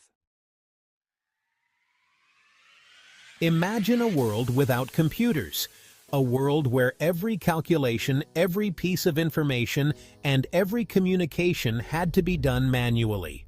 No smartphones to keep us connected, no laptops to work on the go, and no internet to provide instant access to a universe of knowledge. It's almost impossible to picture, isn't it? The sheer amount of time and effort that would be required to accomplish even the simplest of tasks is staggering. Computers have become so ingrained in our lives that we take them for granted. They are our silent partners, helping us navigate through the complexities of modern life with ease. But their invention was a monumental leap forward, one that ushered in the information age and changed the course of human history. The journey from the first mechanical calculators to the powerful machines we use today is nothing short of extraordinary. The story of the computer is a tale of brilliant minds, groundbreaking inventions, and relentless innovation. Visionaries like Charles Babbage and Ada Lovelace laid the groundwork, while pioneers like Alan Turing brought those ideas to life. It's a journey that takes us from mechanical gears and punch cards to microchips and artificial intelligence. Each step forward was built on the discoveries and innovations of those who came before. From the outset, the dream was to create a machine capable of performing calculations and processing information faster and more efficiently than the human mind ever could. The analytical engine and the ENIAC were among the first to turn this dream into reality. Today, that dream is a reality, with computers touching nearly every aspect of our lives. From the way we work and communicate to how we entertain ourselves and explore the world, computers are at the heart of it all. But this technological revolution didn't happen overnight. It was a gradual process, marked by countless breakthroughs and setbacks, each contributing to the evolution of computing technology. It was the culmination of decades of research, experimentation, and collaboration by scientists, mathematicians, and engineers who dared to envision a future where machines could augment human intellect. This is their story, a testament to human ingenuity and perseverance. Let's embark on a journey through time to explore the fascinating history of the first computers and the profound impact they've had on our world. From the earliest mechanical devices to the sophisticated systems we rely on today, the story of computing is a story of human progress and the relentless pursuit of knowledge. Our journey begins in the 19th century with a visionary mathematician named Charles Babbage. Born in 1791, Babbage was a polymath whose interests spanned mathematics, engineering, and even philosophy. His contributions to the field of computing are nothing short of groundbreaking. He conceived of a machine called the analytical engine, a marvel of gears and levers designed to perform complex calculations automatically. This was not just a simple calculator, it was a fully fledged mechanical computer, capable of executing a series of operations based on a set of instructions. Babbage's vision was far ahead of his time. His meticulous notes and intricate designs reveal a mind that was thinking in terms of algorithms and data processing long before these concepts became mainstream. The analytical engine was designed to be programmable using punch cards, much like the jacquard looms that were revolutionizing the textile industry at the time. These punch cards allowed for the input of complex instructions, making the machine incredibly versatile. It featured a central processing unit, a memory store, and even a rudimentary form of output. The central processing unit, or CPU, was the heart of the machine, responsible for executing instructions. The memory store was designed to hold numbers and intermediate results, while the output mechanism could produce printed results. Although Babbage was never able to fully construct his grand invention due to technological limitations and funding constraints, his designs laid the groundwork for the computers that would follow. His workshop was filled with sketches and blueprints that would inspire future generations of engineers and scientists. Babbage's analytical engine may have remained a dream, but his ideas were revolutionary. He envisioned a machine that could not only perform calculations, but also make decisions based on conditional logic, a concept that is fundamental to modern computing. He envisioned a machine capable of not only performing calculations, but also storing data and executing instructions in a predetermined sequence. This idea of programmability was a giant leap forward, setting the stage for the development of software. These concepts would form the very foundation of modern computing. From the early mechanical prototypes to To the sophisticated digital computers of today, the influence of Babbage's analytical engine is undeniable. His work continues to inspire and inform the field of computer science, proving that visionary ideas can transcend the limitations of their time. In the 1930s, a brilliant British mathematician named Alan Turing took Babbage's ideas a step further. Turing's groundbreaking work on theoretical computer science gave birth to the concept of the Turing machine, a hypothetical device that could simulate any algorithm, no matter how complex. Imagine a machine with an infinitely long tape divided into cells. Each cell can hold a symbol, and a head can read, write, and erase these symbols according to a set of rules. This, in essence, is the Turing machine. While purely theoretical, it provided a powerful model for understanding the limits and possibilities of computation. Turing's work had profound implications for the development of computers. His theoretical framework laid the groundwork for the development of algorithms, programming languages, and the very concept of artificial intelligence. Without Turing's insights, the digital revolution as we know it would have been inconceivable. Section 4. Colossus. Cracking Codes. Shaping History. The urgency of World War II spurred rapid advancements in computing technology. The Germans were using a sophisticated encryption device called the Enigma machine to protect their military communications. To crack this code, the Allies turned to a team of brilliant scientists and engineers at Bletchley Park, including Alan Turing himself. Out of their ingenuity emerged Colossus, a massive machine specifically designed to break the Enigma code. Colossus used vacuum tubes to perform calculations at an unprecedented speed, marking a significant step forward in electronic computing. The impact of Colossus on the war effort was immeasurable. By deciphering German communications, the Allies gained a crucial advantage, shortening the war and saving countless lives. While Colossus remained a closely guarded secret for decades after the war, its existence highlights the pivotal role computing played in shaping the course of history. Section 5. ENIAC. Dawn of the Electronic Age. The story of modern computing begins here, with a machine that would change the world forever. As World War II drew to a close, a new era in computing was dawning. The war had accelerated technological advancements, and the need for rapid calculations became more apparent than ever. At the University of Pennsylvania, a team of engineers led by John Mauchly and J. Presper Eckert were working on a machine that would revolutionize the field. The Electronic Numerical Integrator and Computer, or ENIAC. Their vision was to create a device that could perform complex calculations at unprecedented speeds. Completed in 1945, ENIAC was a behemoth, weighing over 30 tons and occupying a vast room. It was a marvel of engineering, with its intricate network of wires and components stretching across the space. It was also the first general-purpose electronic computer, capable of being programmed to perform a wide range of tasks. This flexibility set it apart from earlier machines, which were designed for specific functions. Unlike its predecessors, which relied on mechanical components, ENIAC utilized thousands of vacuum tubes, making it significantly faster and more powerful. These vacuum tubes were the heart of the machine, allowing it to process information at speeds never before seen. ENIAC's arrival marked a turning point in the history of computing. It was a proof of concept that electronic computation was not only possible, but also incredibly effective.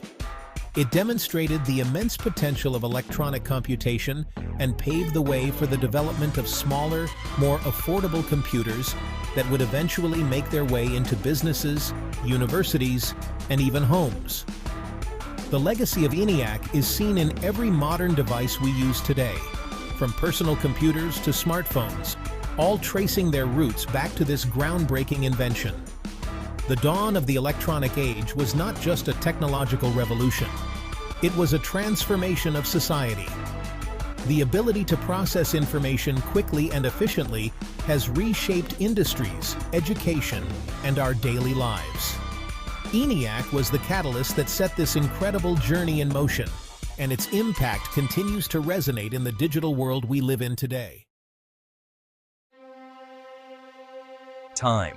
It's an ever-present force in our lives, ticking away second by second, minute by minute.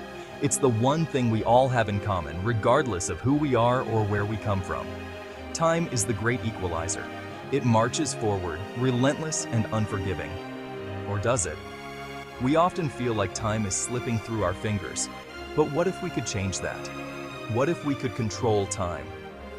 Imagine having the power to pause, rewind, or fast forward through moments of our lives. Could we journey to the past or leap into the future? The idea of visiting historical events or witnessing future advancements is tantalizing. These questions have fascinated humanity for centuries. From ancient philosophers to modern scientists, the concept of time has always been a subject of deep curiosity. The concept of time travel, once relegated to the realm of science fiction, is now a subject of serious scientific inquiry. Researchers are exploring the boundaries of what we know about time and space. Imagine standing at the foot of the pyramids, witnessing their construction. The ability to see history unfold before our eyes would be nothing short of miraculous. Or traveling to the distant future, a world transformed by technology we can only dream of today. Flying cars, advanced robots, and unimaginable innovations could be within our reach. The possibilities are endless, and the implications are mind-boggling. How would our understanding of the universe change if we could move through time at will? But is time travel truly possible? Scientists are working tirelessly to uncover the secrets of time, using advanced theories and cutting-edge technology. Or is it just a product of our overactive imaginations? The allure of time travel captivates our minds, but we must separate fantasy from reality. To answer these questions, we must delve into the strange and wonderful world of modern physics. Concepts like wormholes, quantum mechanics, and the fabric of space-time hold the keys to unlocking the mysteries of time travel. As we continue to push the boundaries of our knowledge, who knows what discoveries await us? The journey to understanding time is just beginning, and the future holds endless possibilities. So, can we control time? The answer may lie in the stars, waiting for us to uncover its secrets. To understand time travel, we must first understand time itself. Time is a concept that has fascinated humanity for centuries, from ancient civilizations tracking the stars to modern scientists exploring the depths of space-time. Our everyday experience tells us that time is constant, ticking away at the same rate for everyone. We rely on this steady progression to organize our lives, from the mundane to the extraordinary. But Einstein's theory of relativity shattered this comfortable notion. His groundbreaking work revealed that our intuitive understanding of time was incomplete, opening up a new realm of possibilities. Einstein showed us that time is not absolute. Instead, it is intertwined with the fabric of space itself, forming what we now call space-time. It is relative, meaning it can be affected by gravity and speed. The stronger the gravitational field, the slower time moves. Similarly, the faster you travel, the more time stretches and bends. This is where things get really interesting. Imagine a universe where time can be manipulated, stretched, and compressed. This isn't just science fiction. It's a reality supported by scientific evidence. According to Einstein, time slows down as you approach the speed of light. This means that astronauts traveling at high velocities would experience time differently than those of us on Earth. This phenomenon is called time dilation. It has been confirmed through various experiments, including those involving high-speed particles and precise atomic clocks. Imagine two identical clocks, one stationary and one traveling at near light speed. The clock in motion would tick slower than the stationary clock, illustrating the profound effects of time dilation. The clock in motion would tick slower than the stationary clock. This isn't just a theoretical concept, it's a measurable difference that has been observed in real-world experiments. This isn't a mechanical malfunction, it's a fundamental aspect of how the universe works, challenging our perceptions and expanding our understanding of reality. Time itself is passing slower for the moving clock. This realization opens up intriguing possibilities for the future, including the potential for time travel and new ways of exploring the cosmos. Time dilation is a fascinating concept, but it doesn't quite get us to time travel. For that, we need something even more exotic: wormholes. Imagine a sheet of paper folded in half. Now imagine a shortcut, a tunnel, connecting 2 points on the paper that would otherwise be far apart if you had to travel across the surface.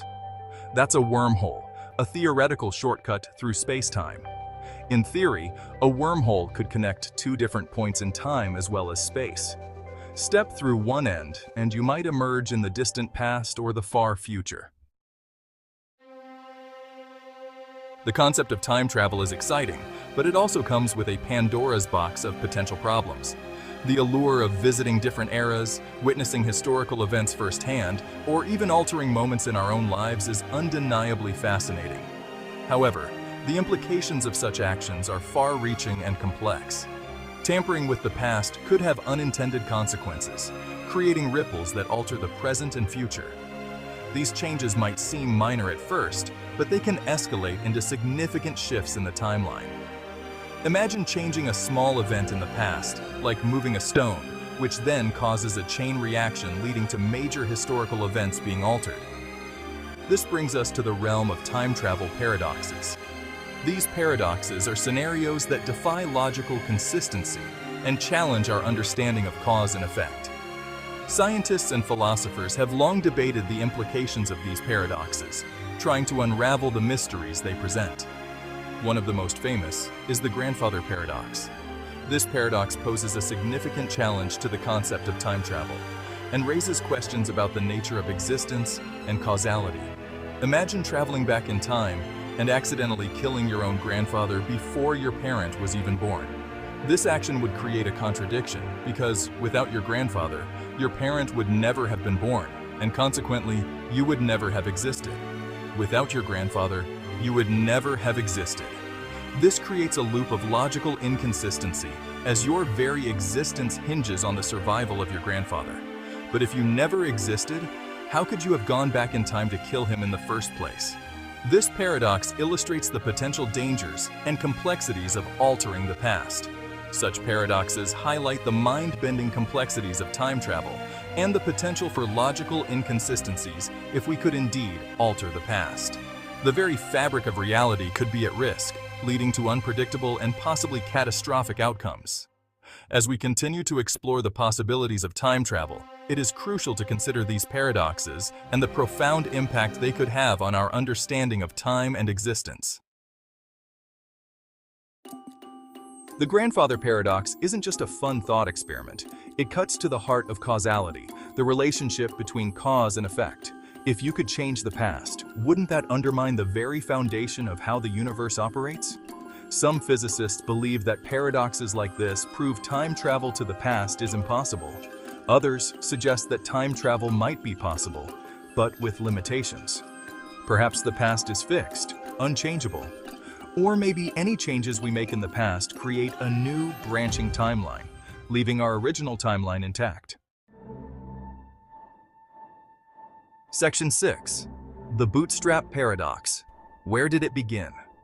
Another mind-bending puzzle is the bootstrap paradox.